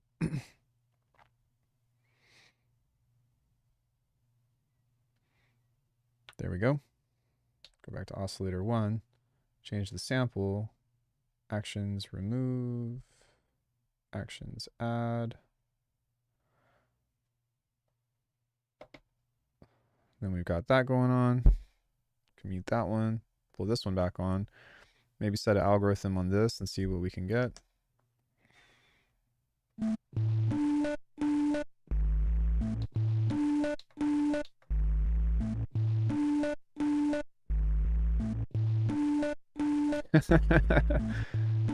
That's pretty cool.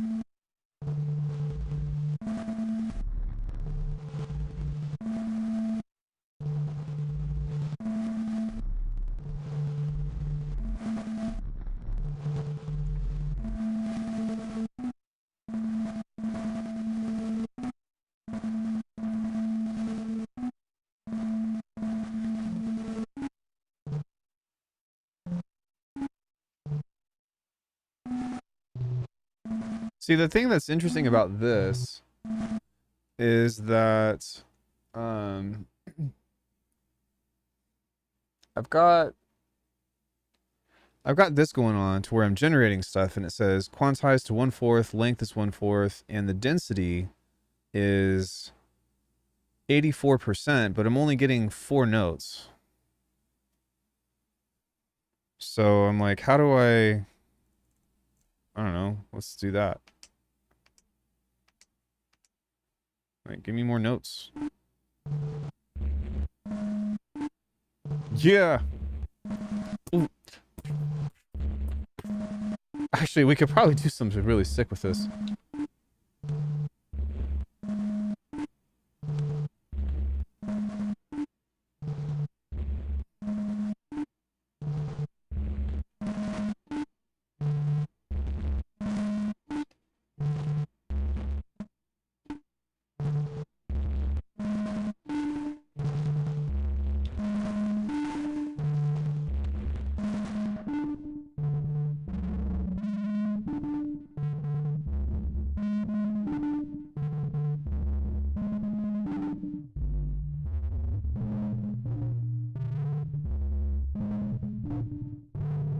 I do wish that there was a...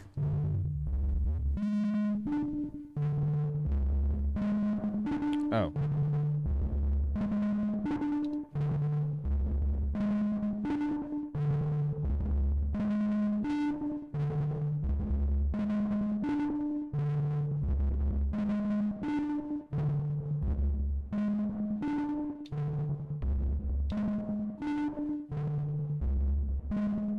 How do you set the... Oh. Okay.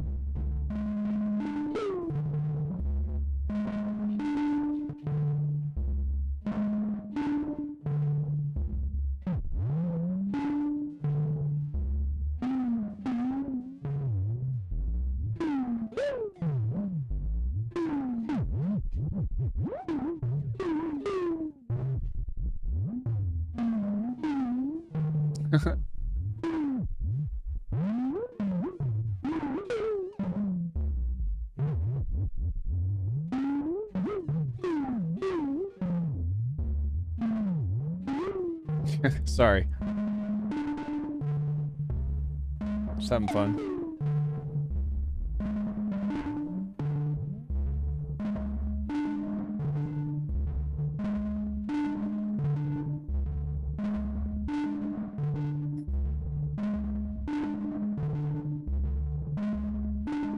So...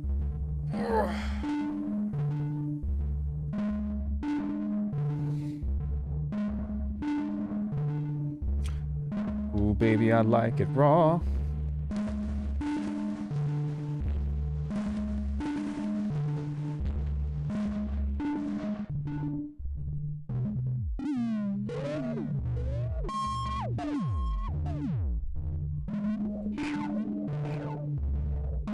Jersey, get down, baby.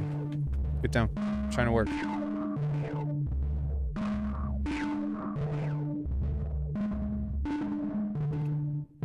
She's like, please make it stop. I'm so tired of listening to this fucking loop. I don't blame you, honey. I don't blame you.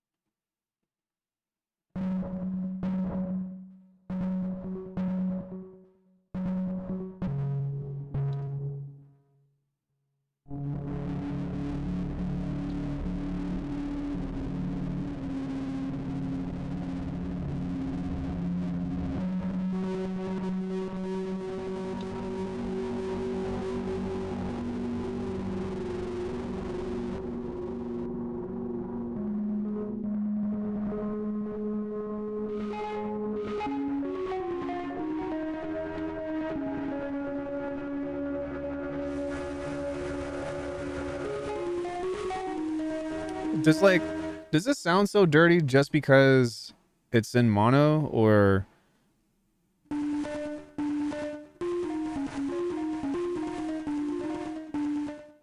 kind of curious as to why this sounds a little bit overblown no matter what goes in or what comes out.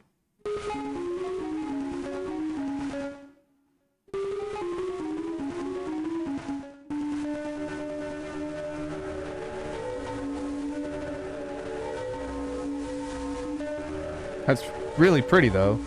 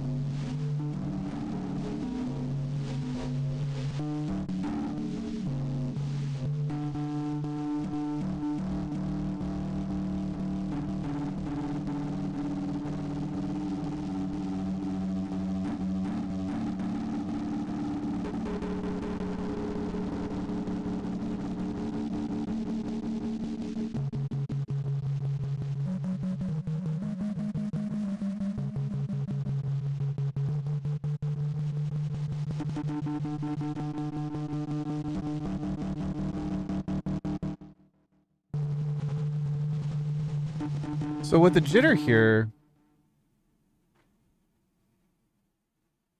is it just jittering like this to where it's like really short? Because I would want this to like jump around.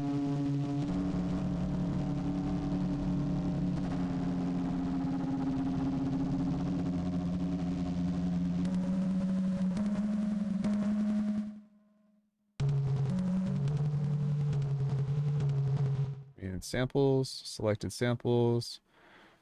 Yeah, with the particle engine, can we continuous?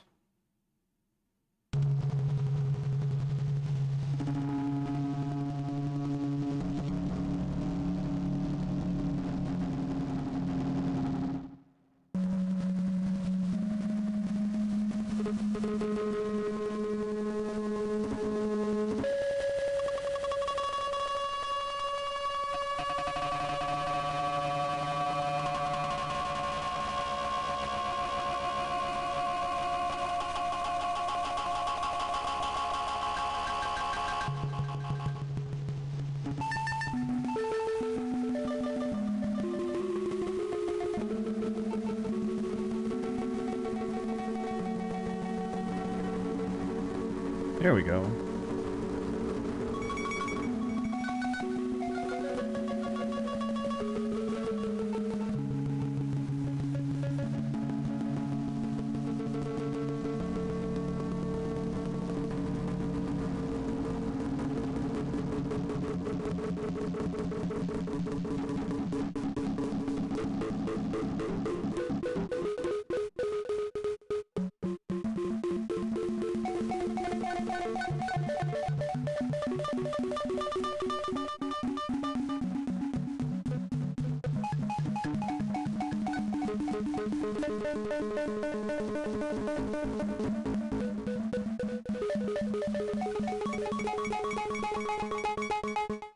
There's a lot of cool shit in that.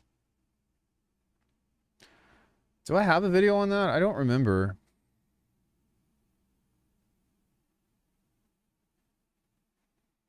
I'm sure I could, but I could also just answer your question. Because I don't really feel like... Yeah. Fuck it. I'm down.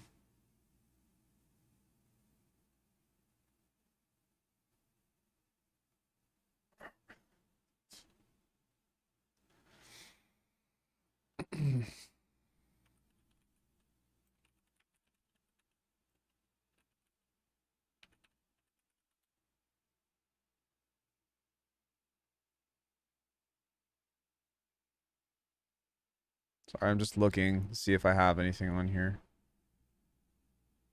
Vital versus phase plant.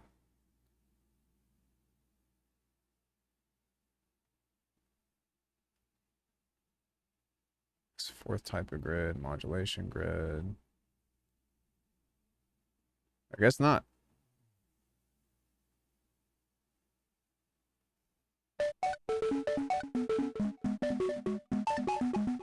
I think the reason why I haven't done it is because the grid is an actual modular synthesizer, whereas phase plant is semi-modular. You know what I mean? So the comparison aspect of them is kind of like, yeah, I could, but I don't know. But yeah.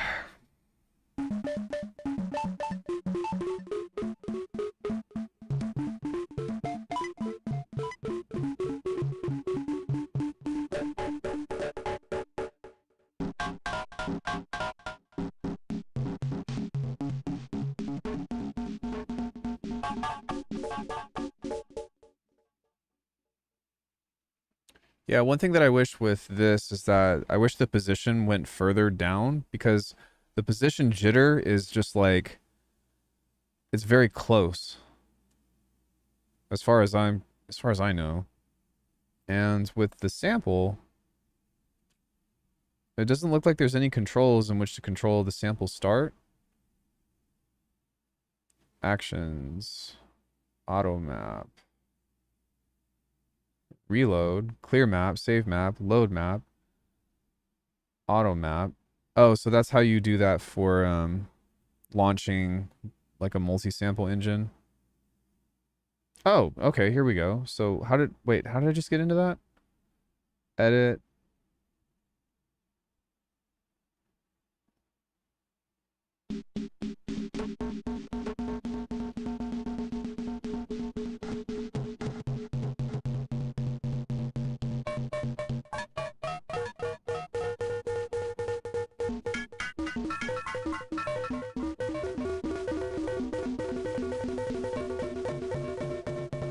So if we go back into select, play, go back into particle.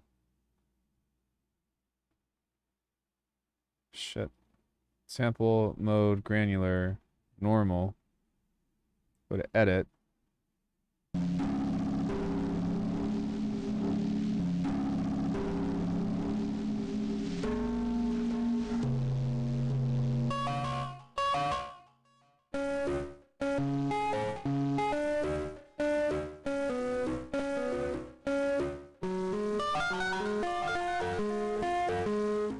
Dope. Yeah, okay.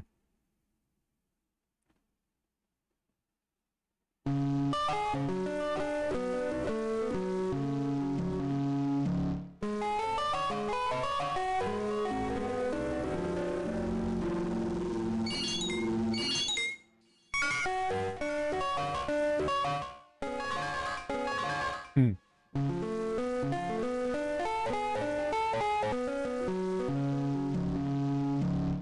It's a shame that you can't modulate the sample start or do anything with this. But it's not the end of the world. Loop mode, ping pong, crossfade, sample gain, pitch tracking, close, random.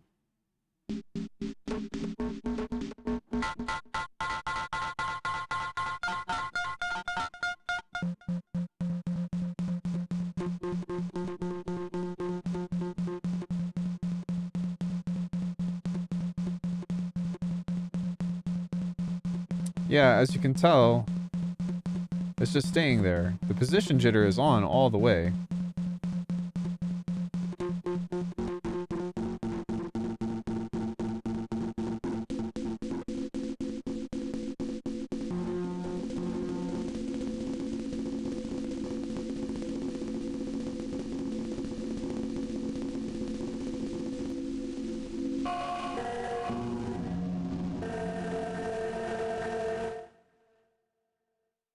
So if we go back to 1 here, or even 2.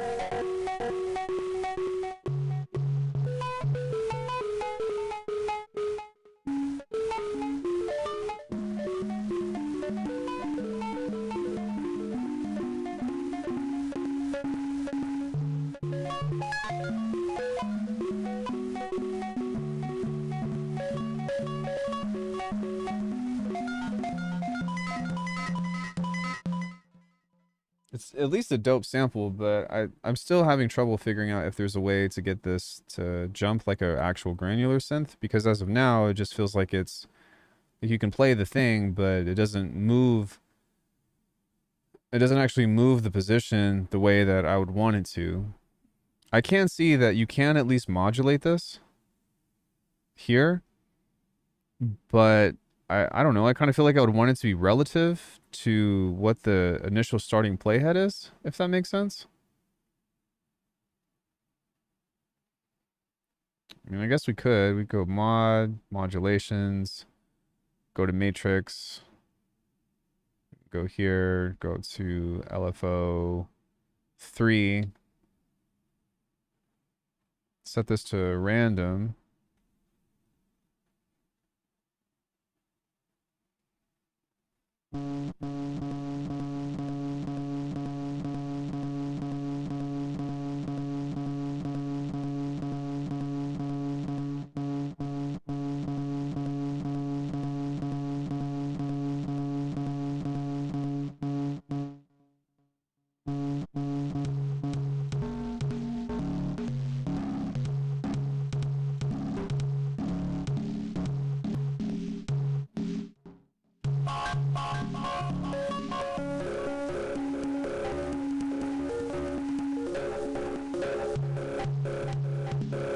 So I guess you can do it. It's just that you have to set it to a modulator on here, which is kind of strange.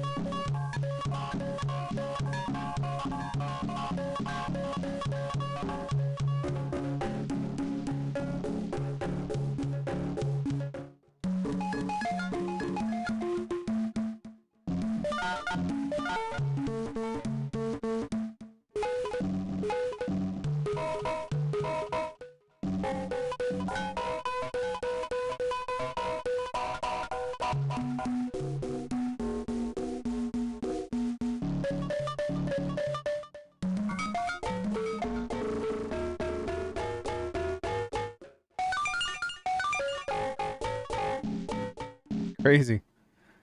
Cool. So it's nice to know that there is at least a way to kind of accomplish that within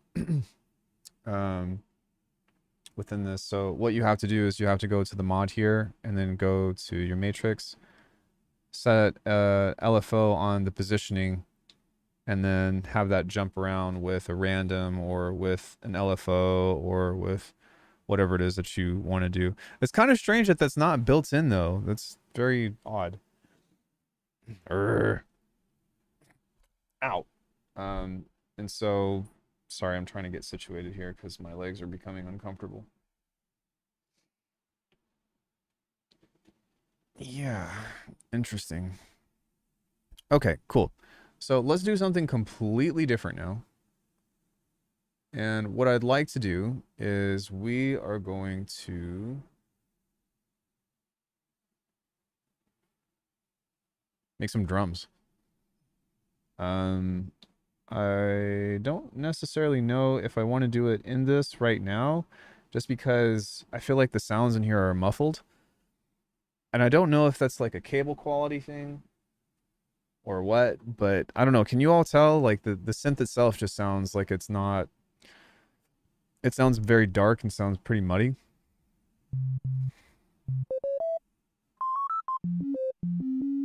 Like even if I go to like a waveform here.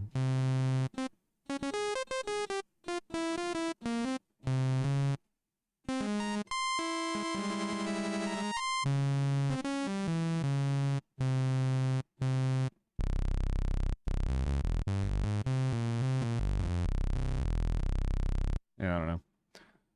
So let's go to a sine wave. And we're going to go to mod, source, free envelope, destination, pitch. Oh, sick. That's like the first one.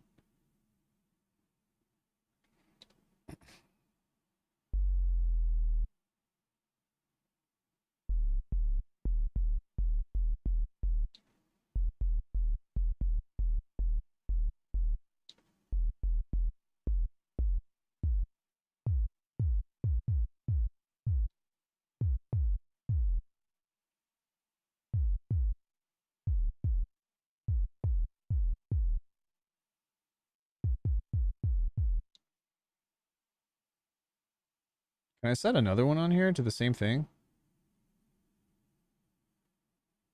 You can. So you can double that? Oh, that's dope.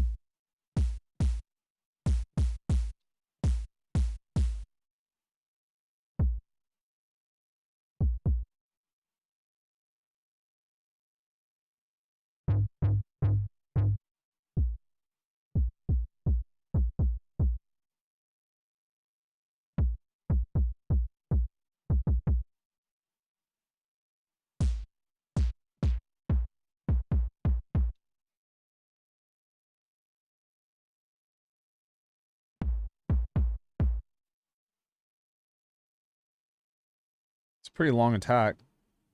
You can set it all the way up to like 100 milliseconds, or actually all the way up to 200 milliseconds. And it has a 0 attack on there, which is pretty sick.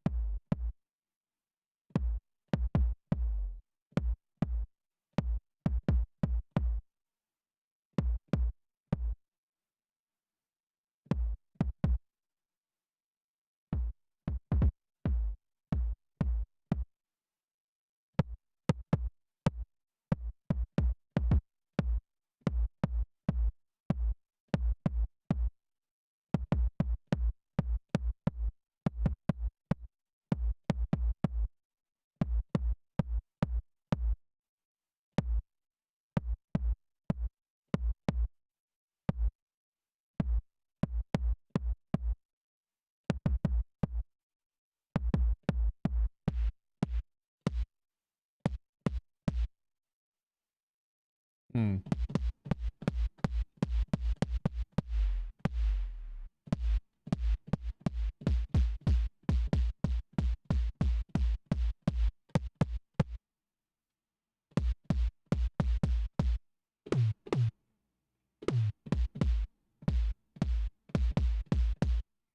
Okay, so we're on the right track, but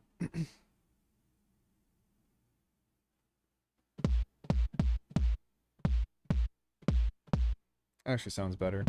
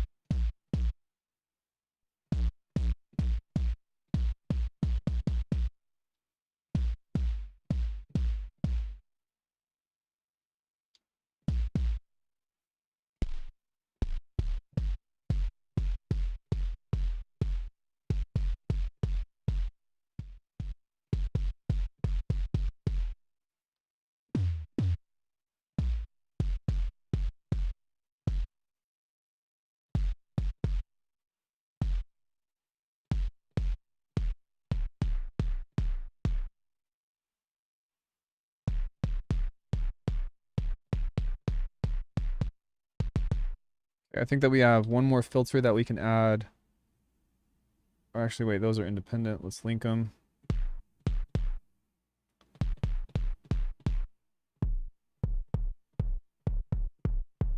Nice.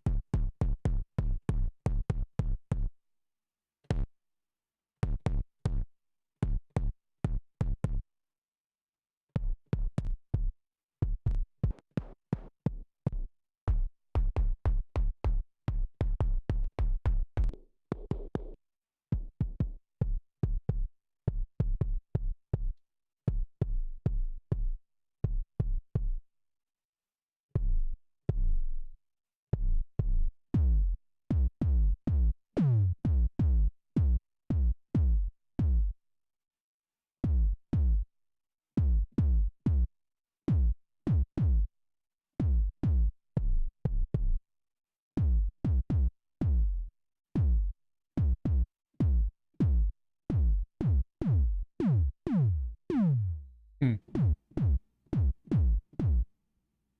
We've also got different curves on here, which is interesting.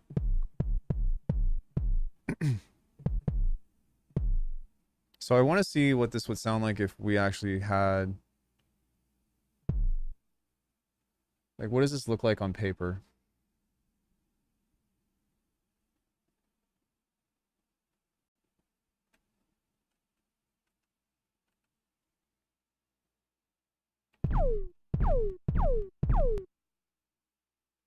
Not sure why I did that, but...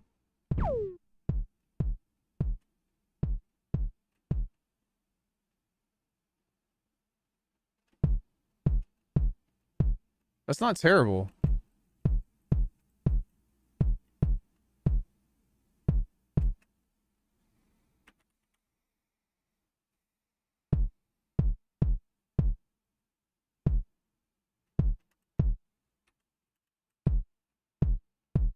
Just quiet.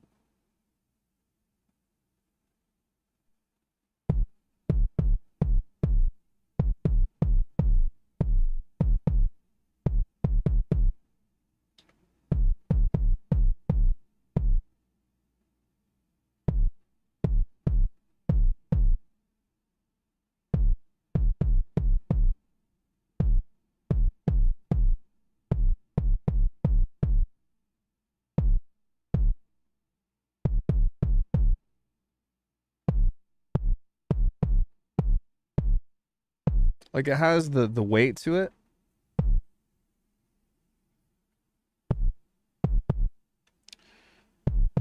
But I'm wondering if just the output of this is just capped.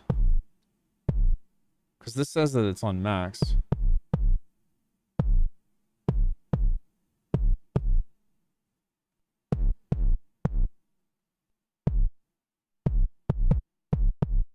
Yeah.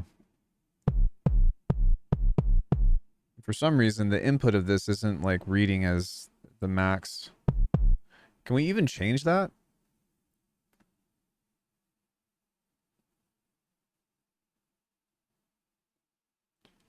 So on this,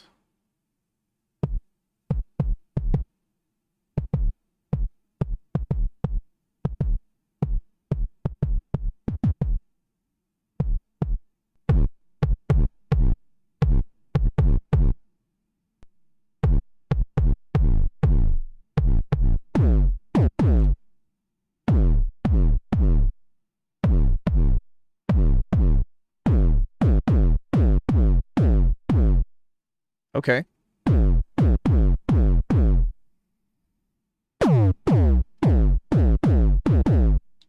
That's what I'm talking about.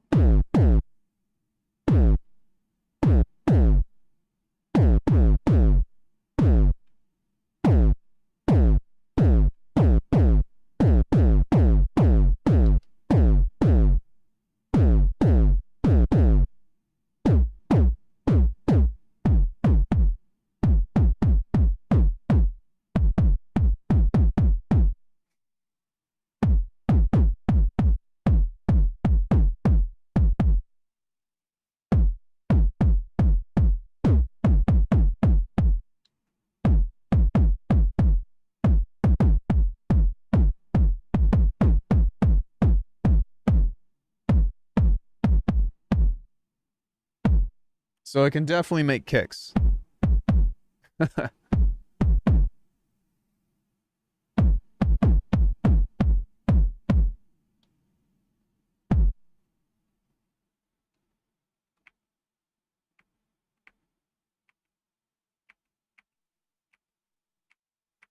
Hello.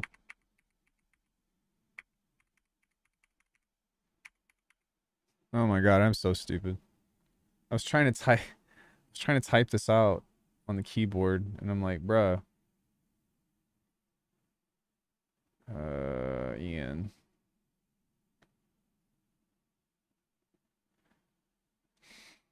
Too much shit to keep up with.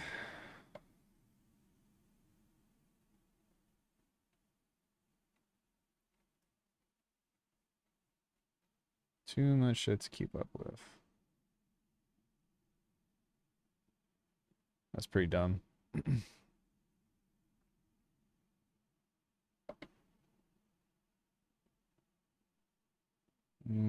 Drum.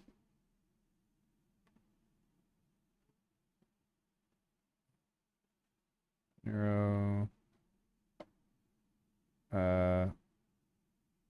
Kick. Return.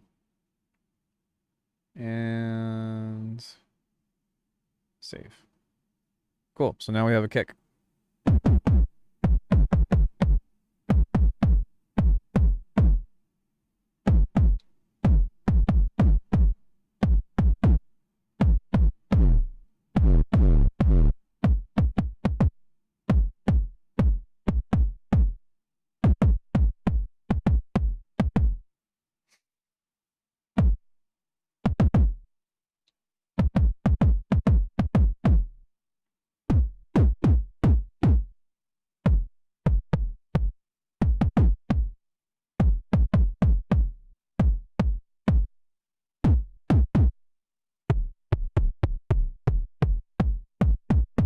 It's nice that like you have this like insanely large 40 destinations. Yeah, so that's pretty sick at least. I am curious though, how high can this go? Step 1, number of steps.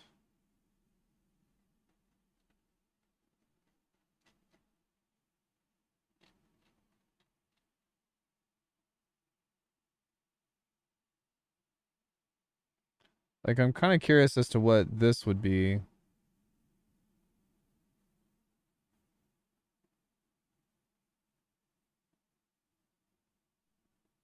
Curve value, cosine.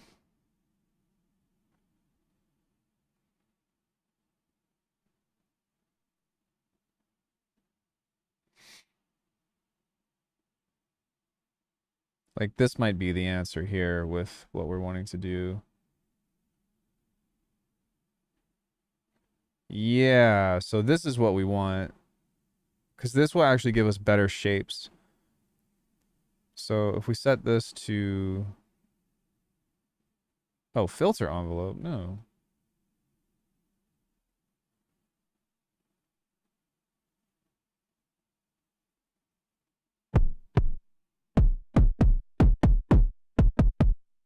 Okay, let's try changing this to the complex.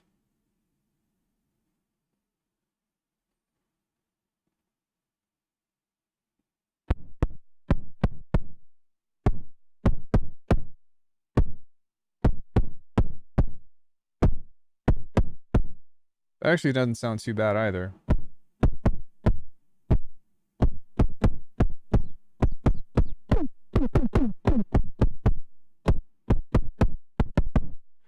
Let's go back into the complex modulator here.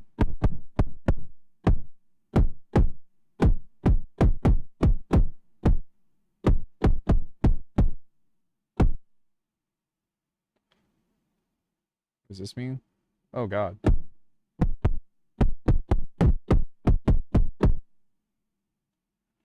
Is there a way to make this line curve B, curve A? Blend?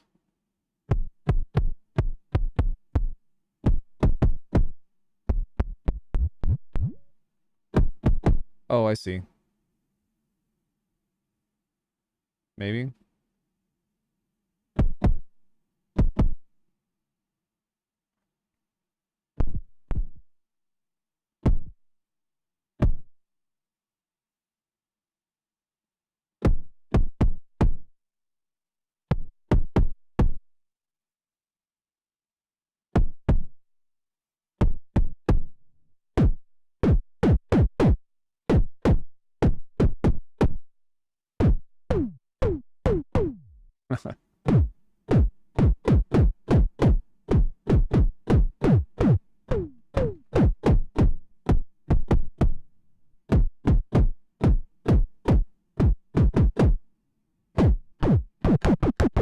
Okay, we got some lasers.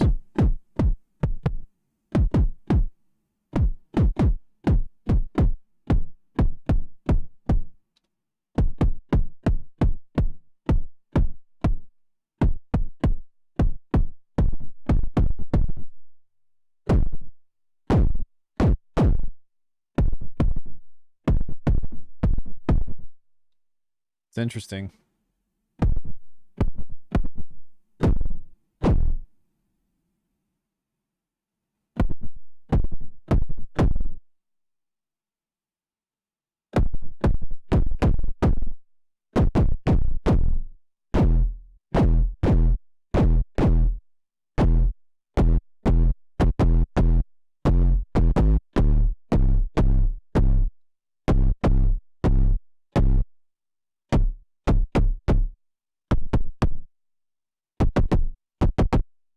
Yeah, so I think that there's some kind of middle ground with that of figuring out how to use the complex modulator, but see how it just falls down to the bottom?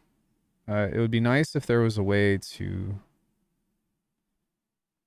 make this not do that, I guess. Wait, what if I do that? Oh. Duh.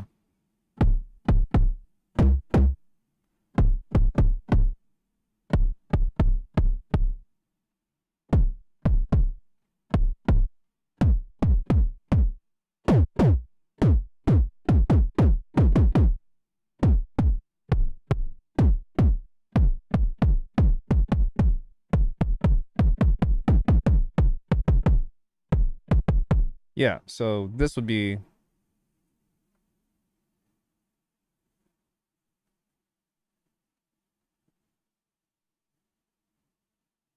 a thing to work with because you can set not a multi-stage envelope, but you can work on the curvature, which I think is the most important thing. So you kind of have kick 2 built into this, which is pretty nice. So that's definitely convenient. Let's go into a new preset and let's build a snare. You guys down? Of course you are, because that's what we do here.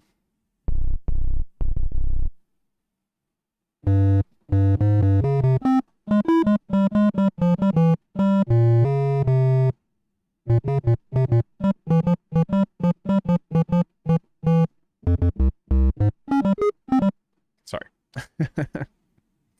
Okay. And so there's a lot that we can do with this that I think is going to be pretty cool. Maybe something that we can start with is a resonator.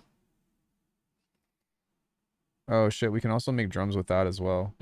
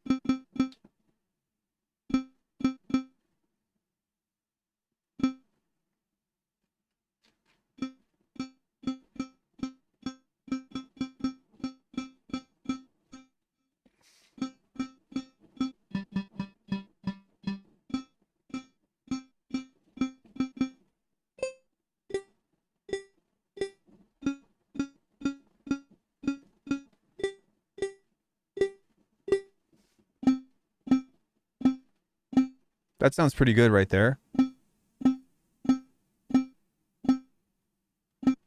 So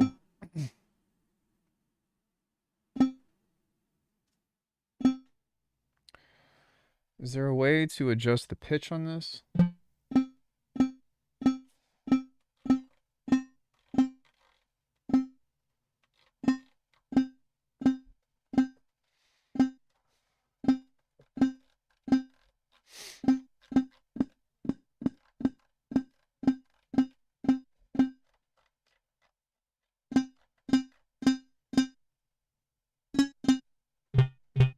So what I should probably do with this is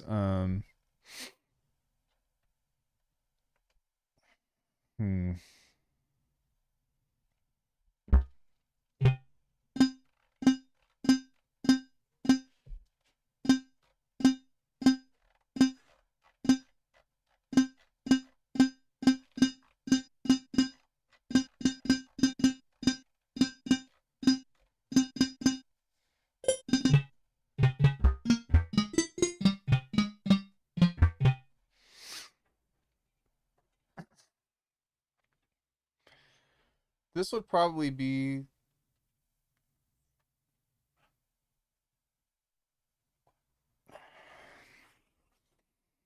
for a metallic thing.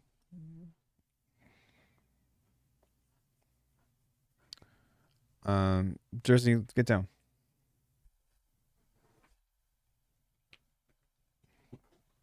But I'm curious as to whether if I were to set, well, let's give it a shot. Instead of thinking about it, let's just do it. So if we use white noise on here,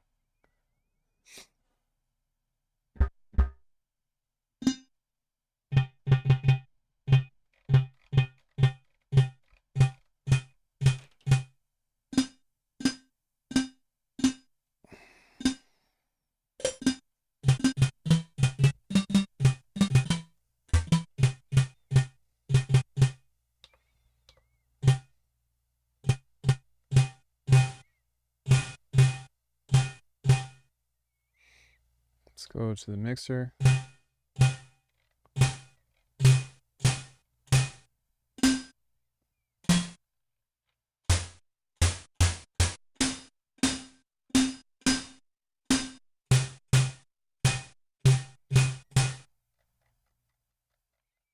And go to oscillator 3. Turn this also on to white noise.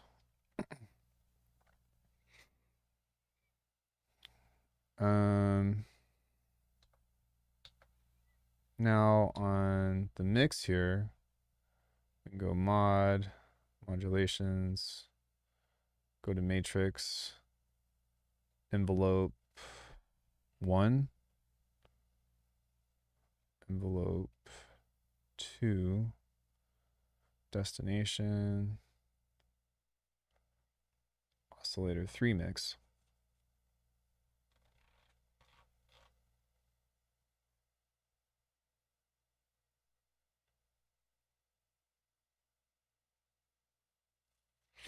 So now what we can do is go into the envelopes and we can do an offset with this. So we can go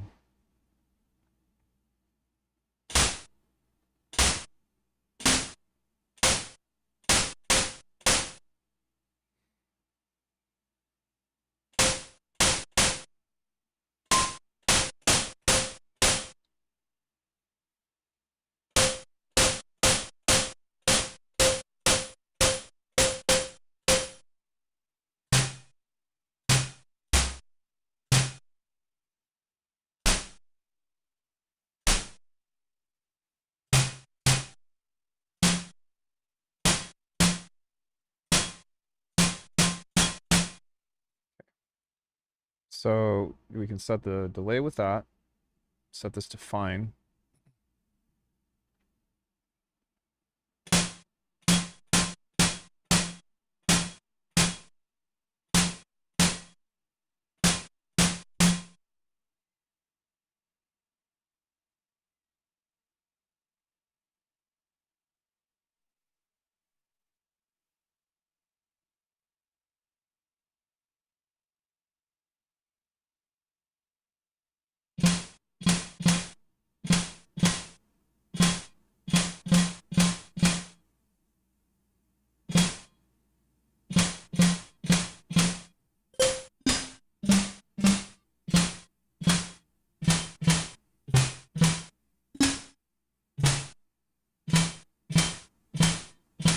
We still want that, I still want that physical sound from the particle, but the only way that I could see that happening, if we go to mods here and we go to,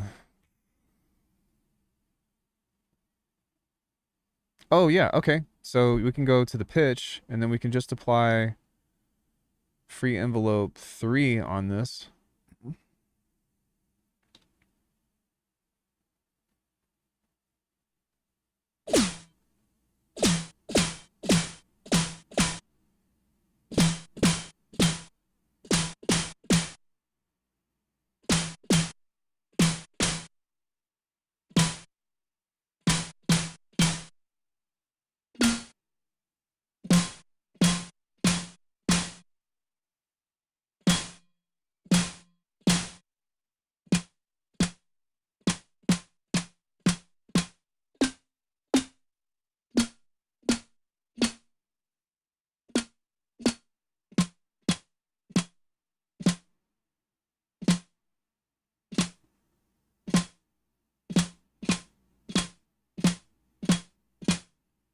All right, so now we can graduate to this guy.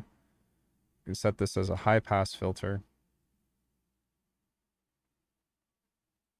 We'll start with this.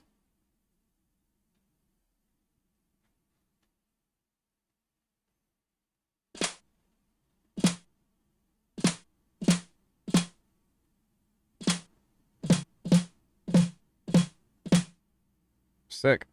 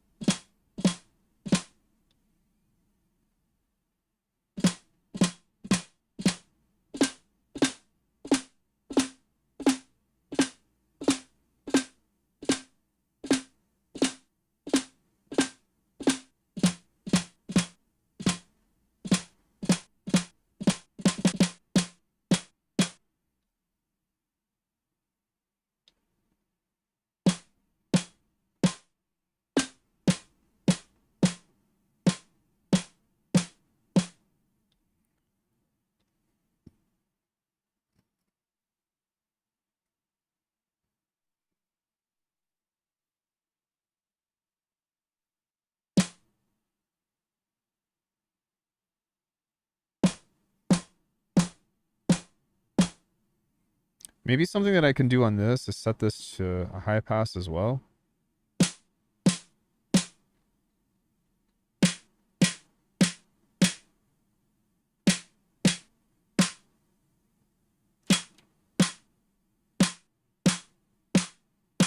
Because what this is doing is I can actually accentuate the mid-highs right here as an EQ.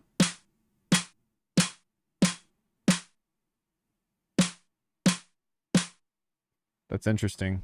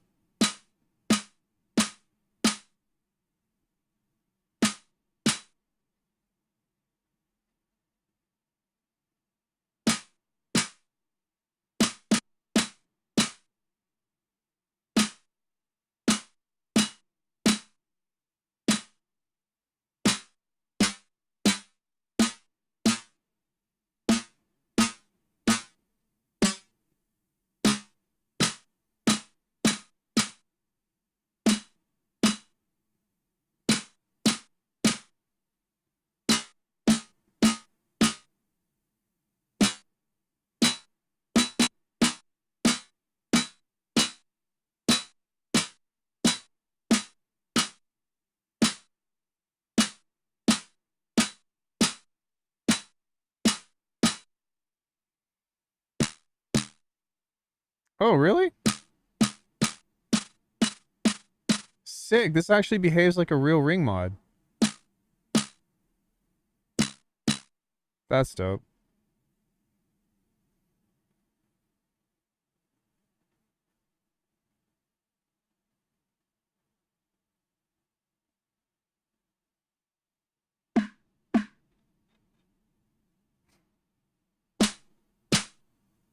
Now, the phase of these are... Is there a way that I can set the phase of this to actually... reset? There we go. Reset.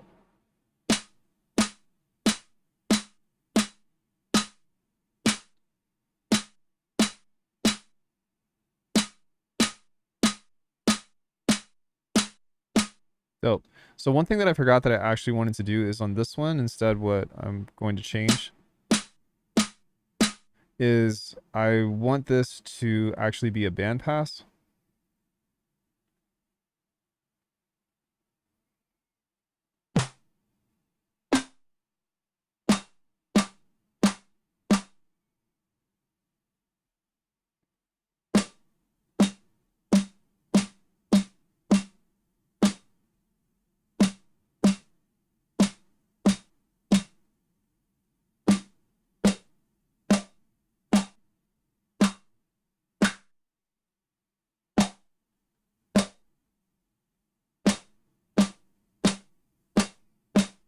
And then we'll go to the routing here.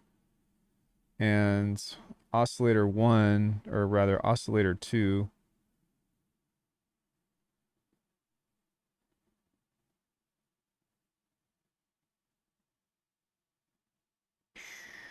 Filter 1. Filtered former. Parallel. No. Former filter.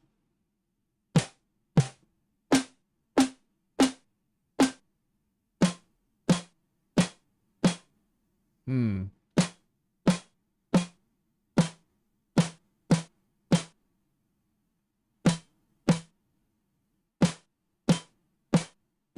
That sucks. So I'd probably be better off... How do I navigate this?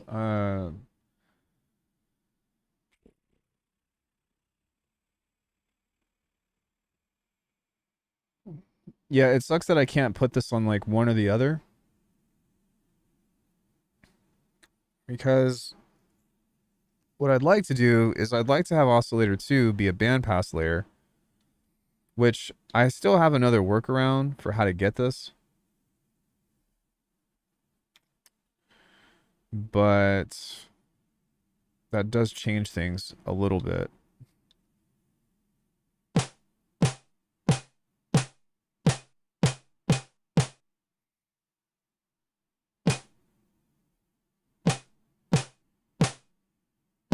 Because we're missing the smack out of this, right?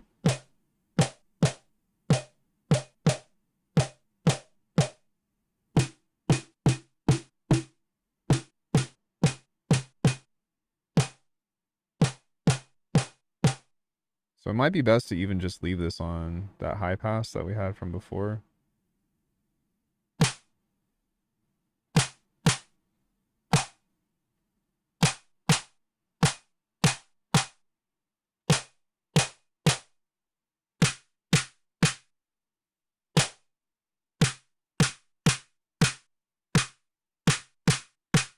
Actually doesn't sound terrible.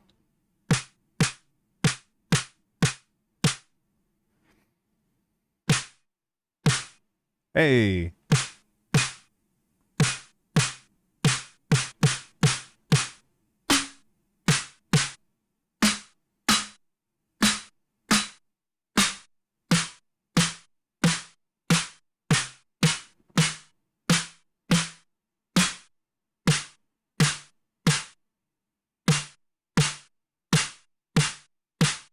And this is without any effects, I think.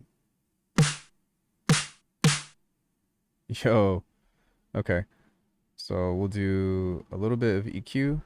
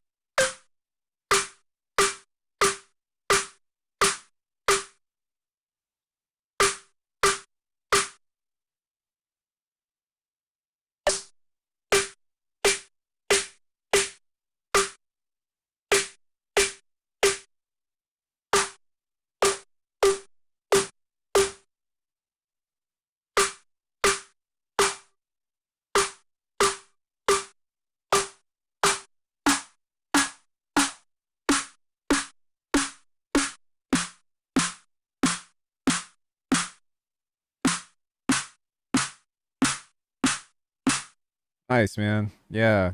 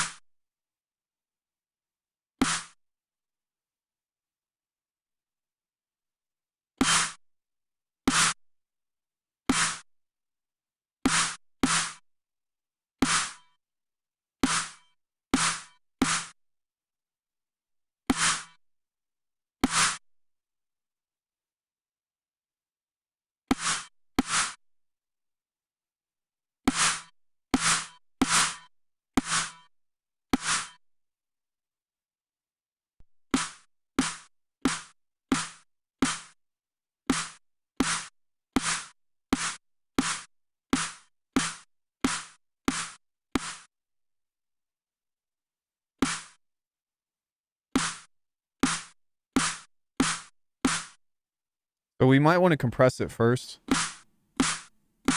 and then drive it. But, I mean, that's not a terrible snare.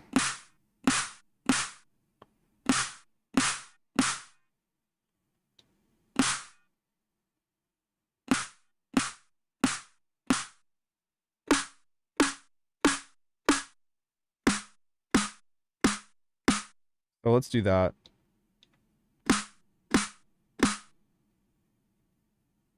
Swap that. Swap this to the drive.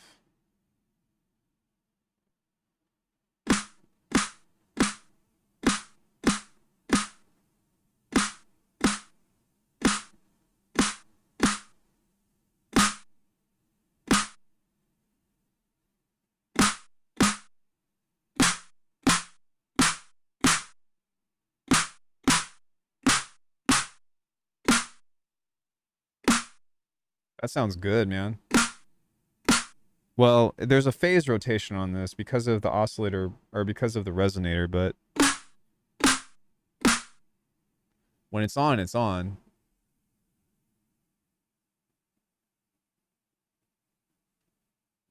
Okay, looking at this.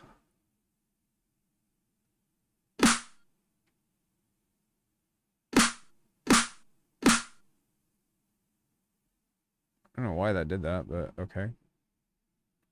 Yeah, look at this.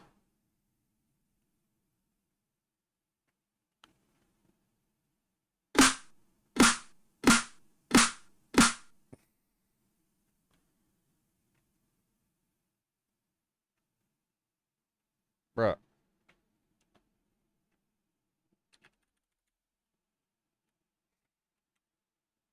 Why is this not...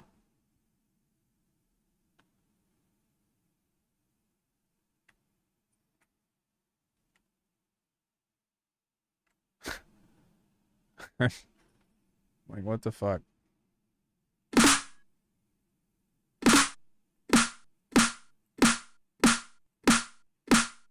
Oh, we're also clipping this, I guess. Oh, no, we're not.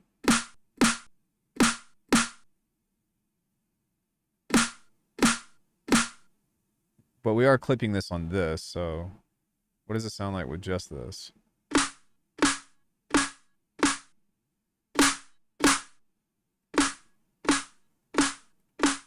Wow, that clipping does a lot.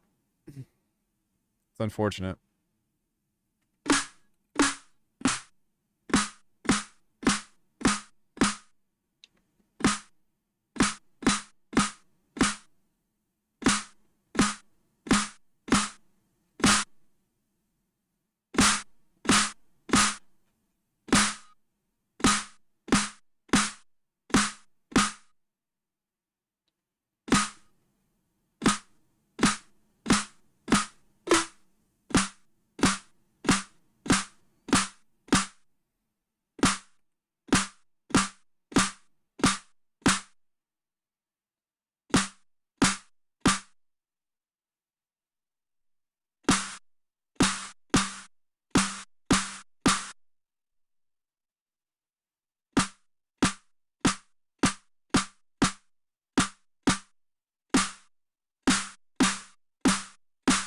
So you can actually, without the compression on this, on the master, or with just a little bit, that's actually not terrible.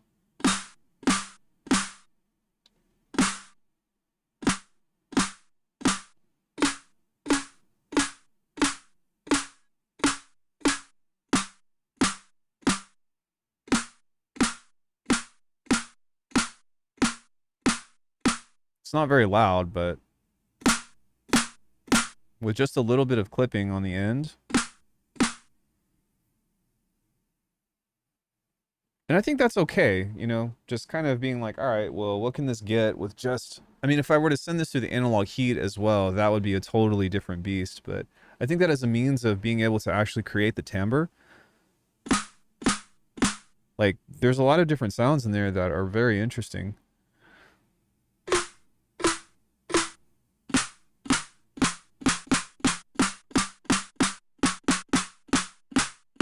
So let's go ahead and save this one.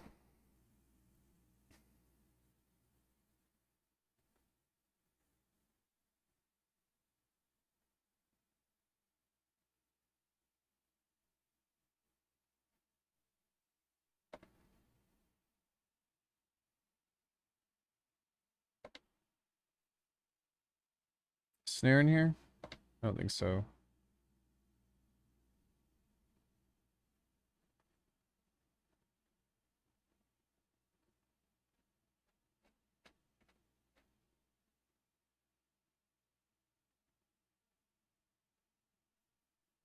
There we go. So we made a kick, we made a snare. Can we get away with making a clap? Let's give it a try. Actually, yeah, I think we can. I think that all I need to do is we can now probably use a single oscillator. And we just need to set up a complex wavetable, waveform, white noise. This is a big deal that there's actually just a white noise generator on here. So we need to go to the envelope.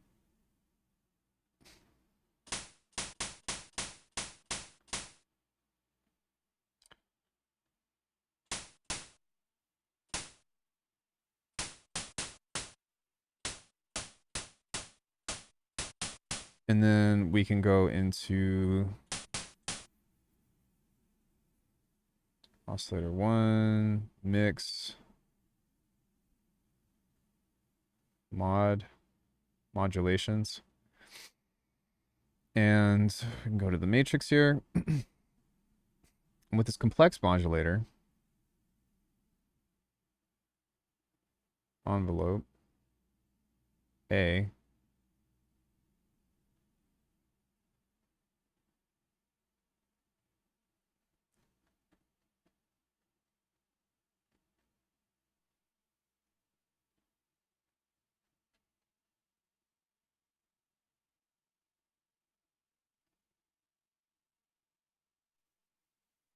so it looks like I can't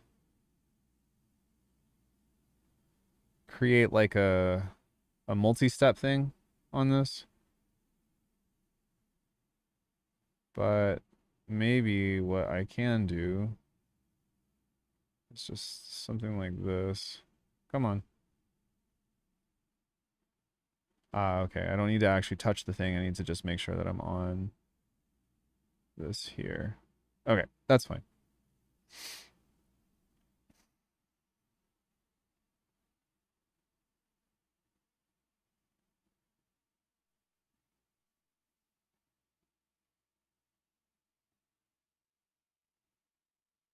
See how these curves are like together?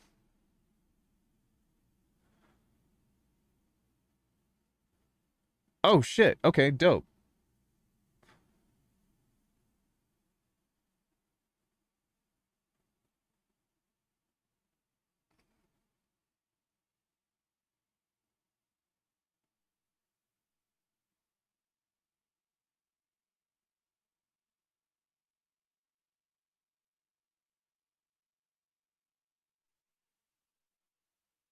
Nice. Hey, look at that. Now we can warp this.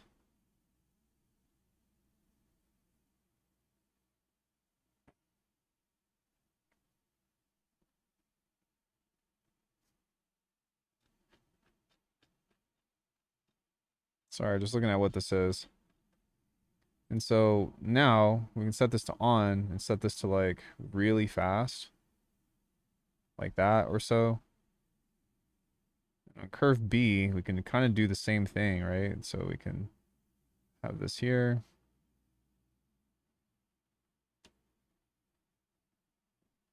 And on this one, that'll be a step.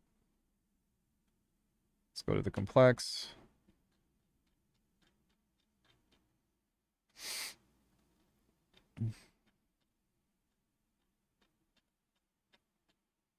Let's go back to the mod matrix.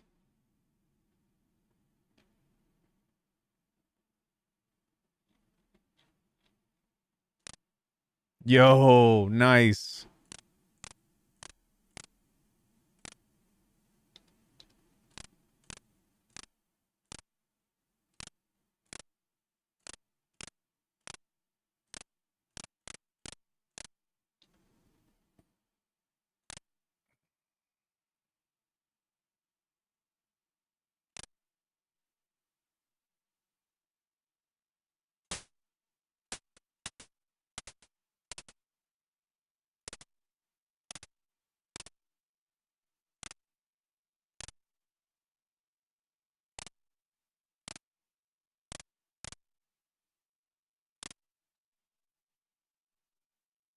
Waveform.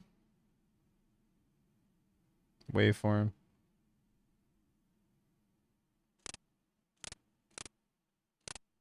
Mix.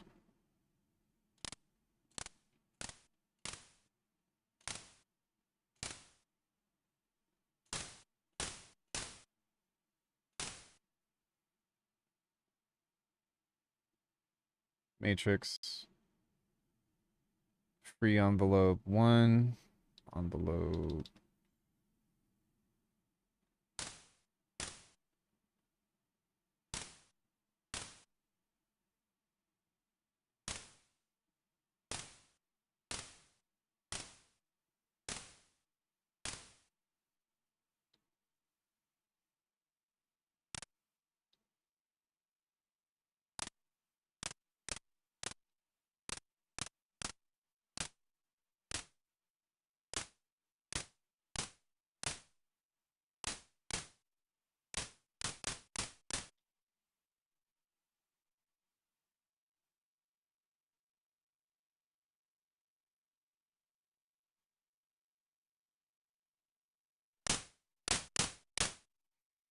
Okay.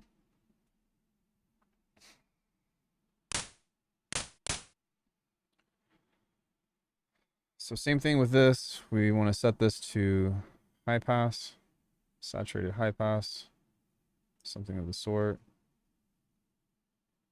Is it band pass?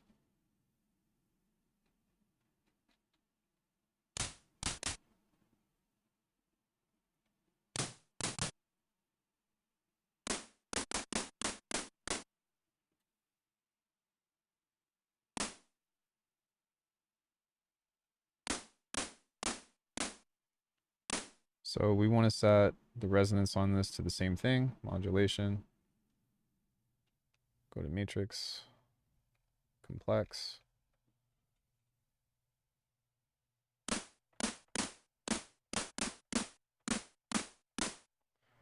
Filter.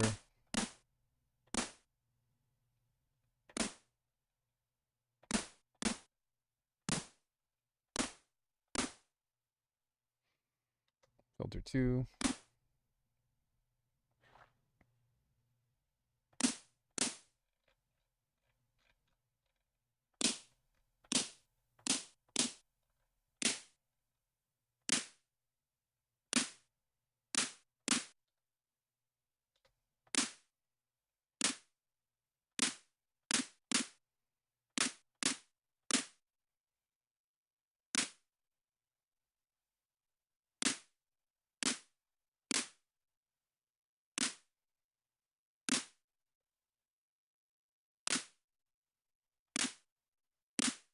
Nice.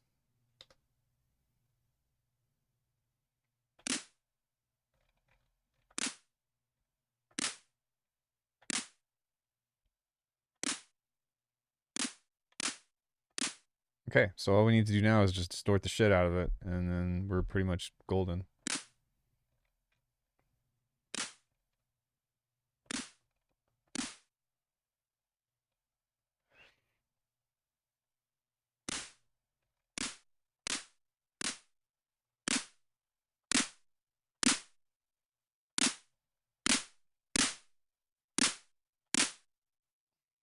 Just kind of clean this up.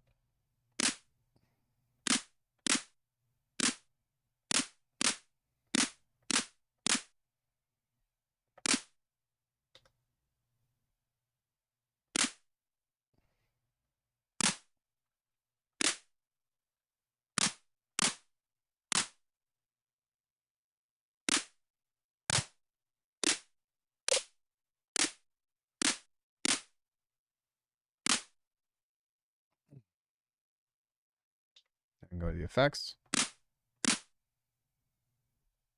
Go into just a little bit of reverb.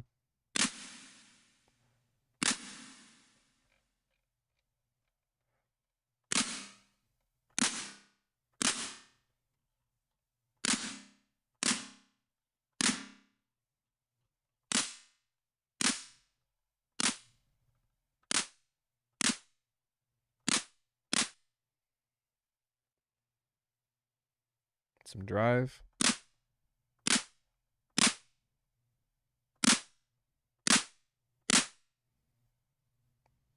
Wait, let's do compression first.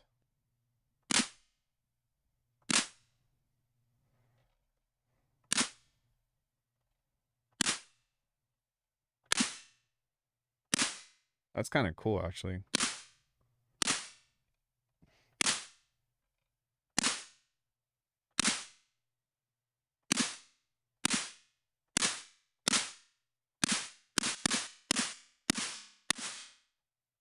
How did I do this last time? Did I just not use compression?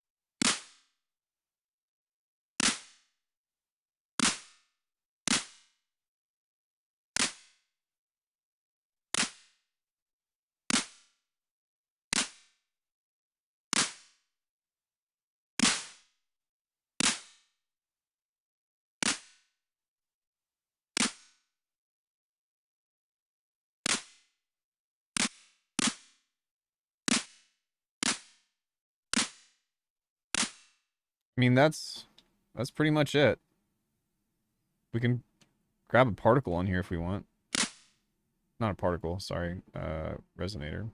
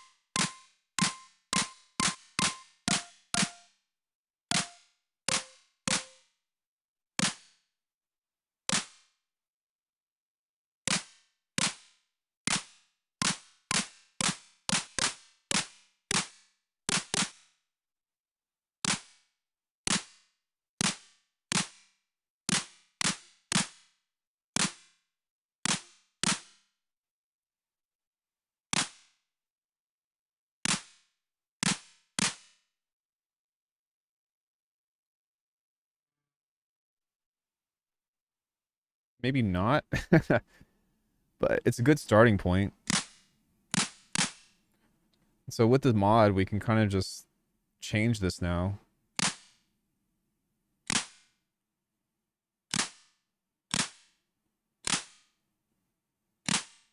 Which is really not too bad, you know?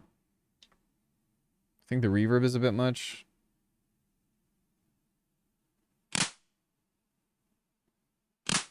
But, I mean, there you go.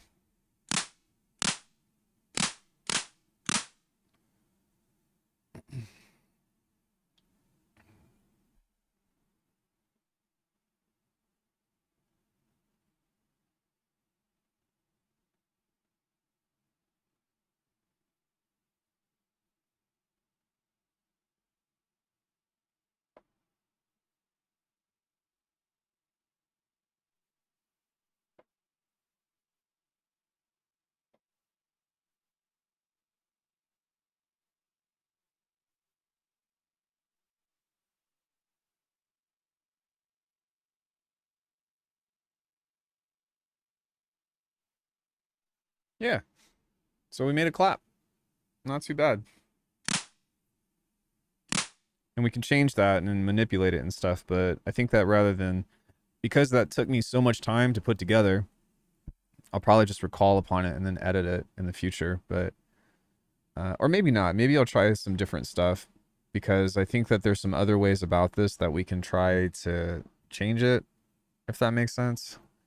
It still would be nice if there was a way to, I guess there is, like, we can change the stuff on here.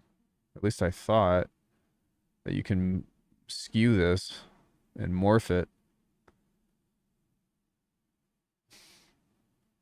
Maybe it is only with the complex that you can morph this to.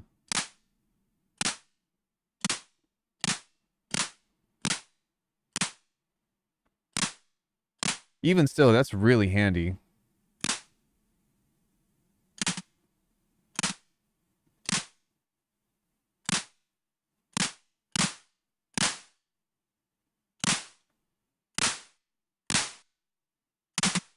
Huh.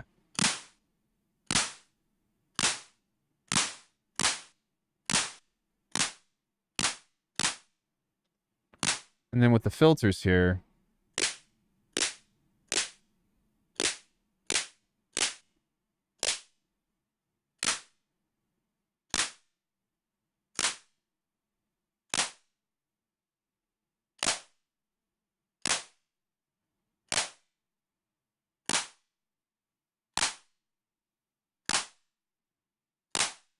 you know, you can get some cool other stuff with that. You just have to modify the envelopes. Ooh, see, like, that's nice.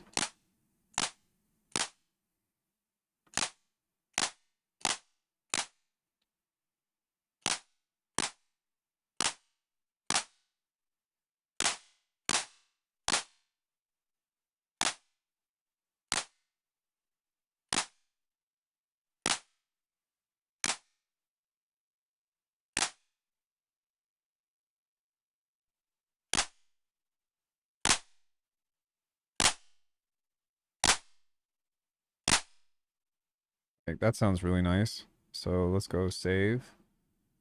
Malcolm Clap 2.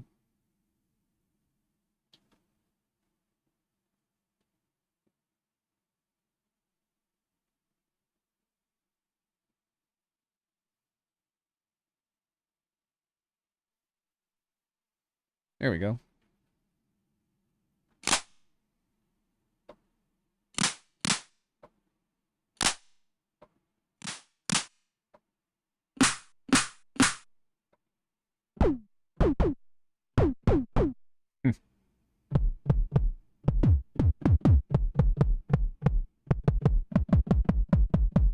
Dope. You can make drums in anything. Anything could be drums. Ugh.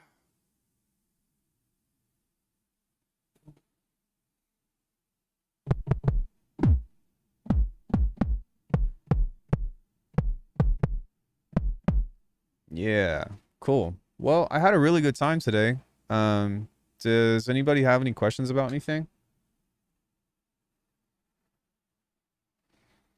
She's hungry. She probably wants to go.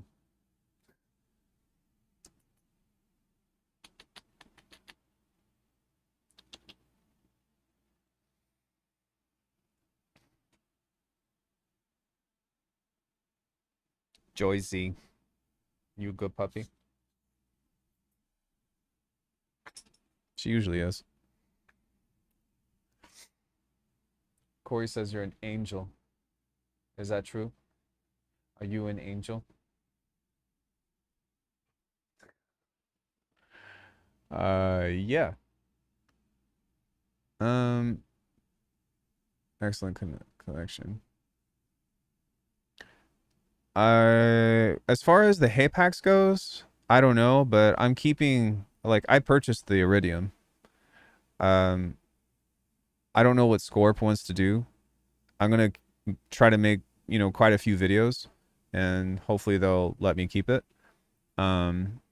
We also have the Mark II Oxy 1 coming in. So I'm waiting to do a comparison video for that. But that's going to be incredible. You know, a demo shootout. Yeah. And then after that, I'm going to try not to buy any gear for the next 10 years.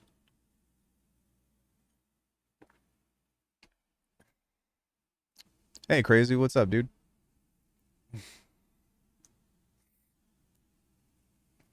But yeah, I'm pretty happy with the amount of stuff that you can do for making drums within this. And I think that with a little bit of elbow grease, you know, you can make pretty much any of the kinds of drums. I still think that like we're not even hearing this stuff at full quality just because for one it's in mono, but two it's like I don't know, can like does it seem like all the patches in here just seem like dark and all of that?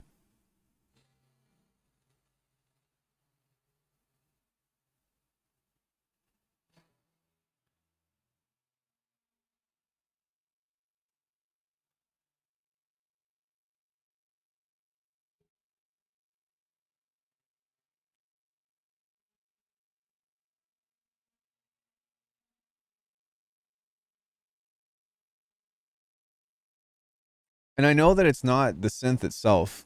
At least I'm convinced that it's not the synth itself. I think that it could just be maybe the cable quality that I'm using or whatever, but I'd really like to see what this would sound like for one in stereo. Do you not think so? Do you not think that it sounds muffled? I think the biggest thing is because of the mono. But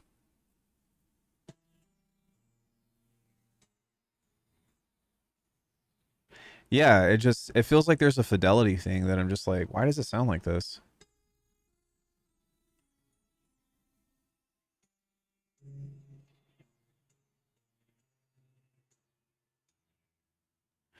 I think that maybe Wednesday, what we'll do is we'll start to try to put everything together and make a neuro bass out of all these tools. Maybe not with the Hapax, because actually, yeah, with the Hapax that will be important because I want to be able to play different pitch ranges and stuff. But we'll incorporate the Zoya. We'll introduce the analog heat. We probably won't use the microcosm because there's not really a point, you know?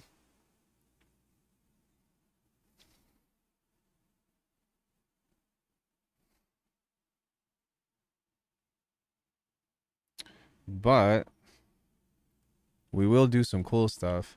I'm a little bit like baffled as well, and as a means of like stumped, because this is the second Bitwig Connect that I've had. I'm gonna send back the other one to them, but the 1/4" input only works with like one cable that I have, and every other time that I plug it in, it gets like the zappies, and so I'm like, what do I do? I don't think that it's broken. I think that yeah, and I'm pretty sure that the cables that I've tried have both a mix of balanced and unbalanced. So I'm kind of like, all right, well, what do I do here? Howdy doody, buckaroonies. No, I'm just kidding.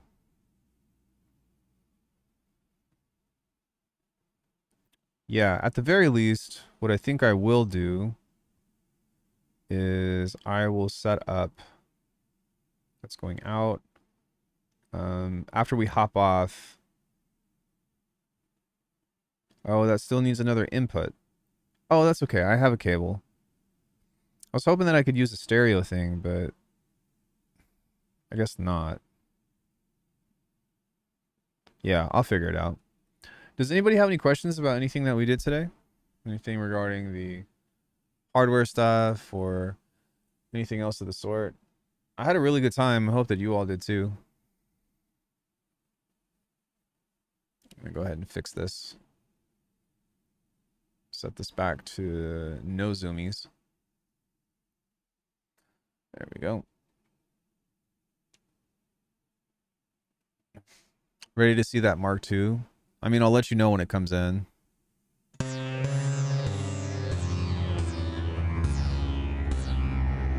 For now. Ha ha ha ha ha ha ha ha ha ha ha ha ha ha. No, I'm just kidding.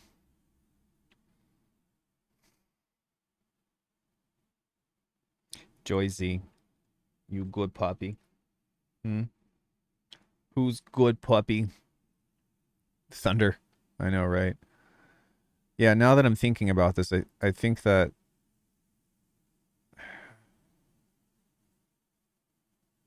I could potentially just route.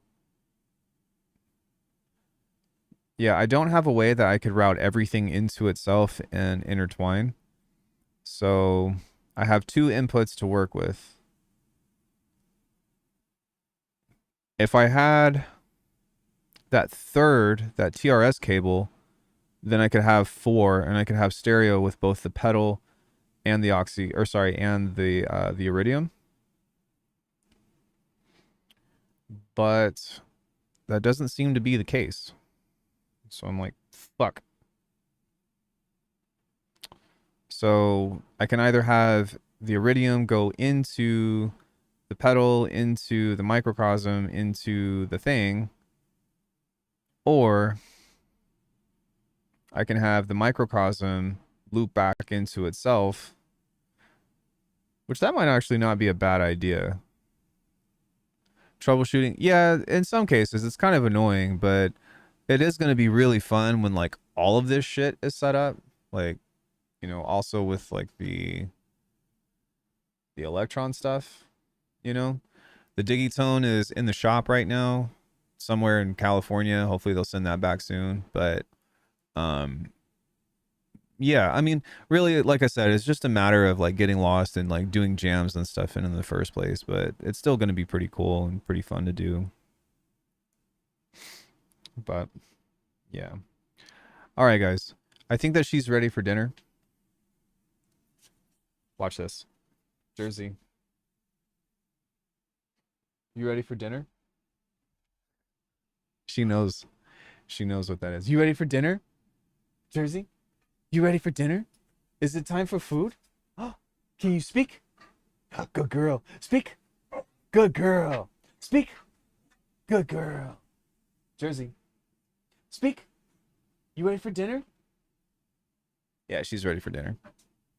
So, yeah, it's a nice way to get out of the DAW, but everything's going to get back into the DAW at some point anyways, so there's that. But all right, guys, I'm going to feed her dinner and be a responsible dog father. But much love. Thank you so much. Check out alchemy.com if you want to support the channel. And I'll see you all later. Bye, everybody. Wednesday, we're doing the thing.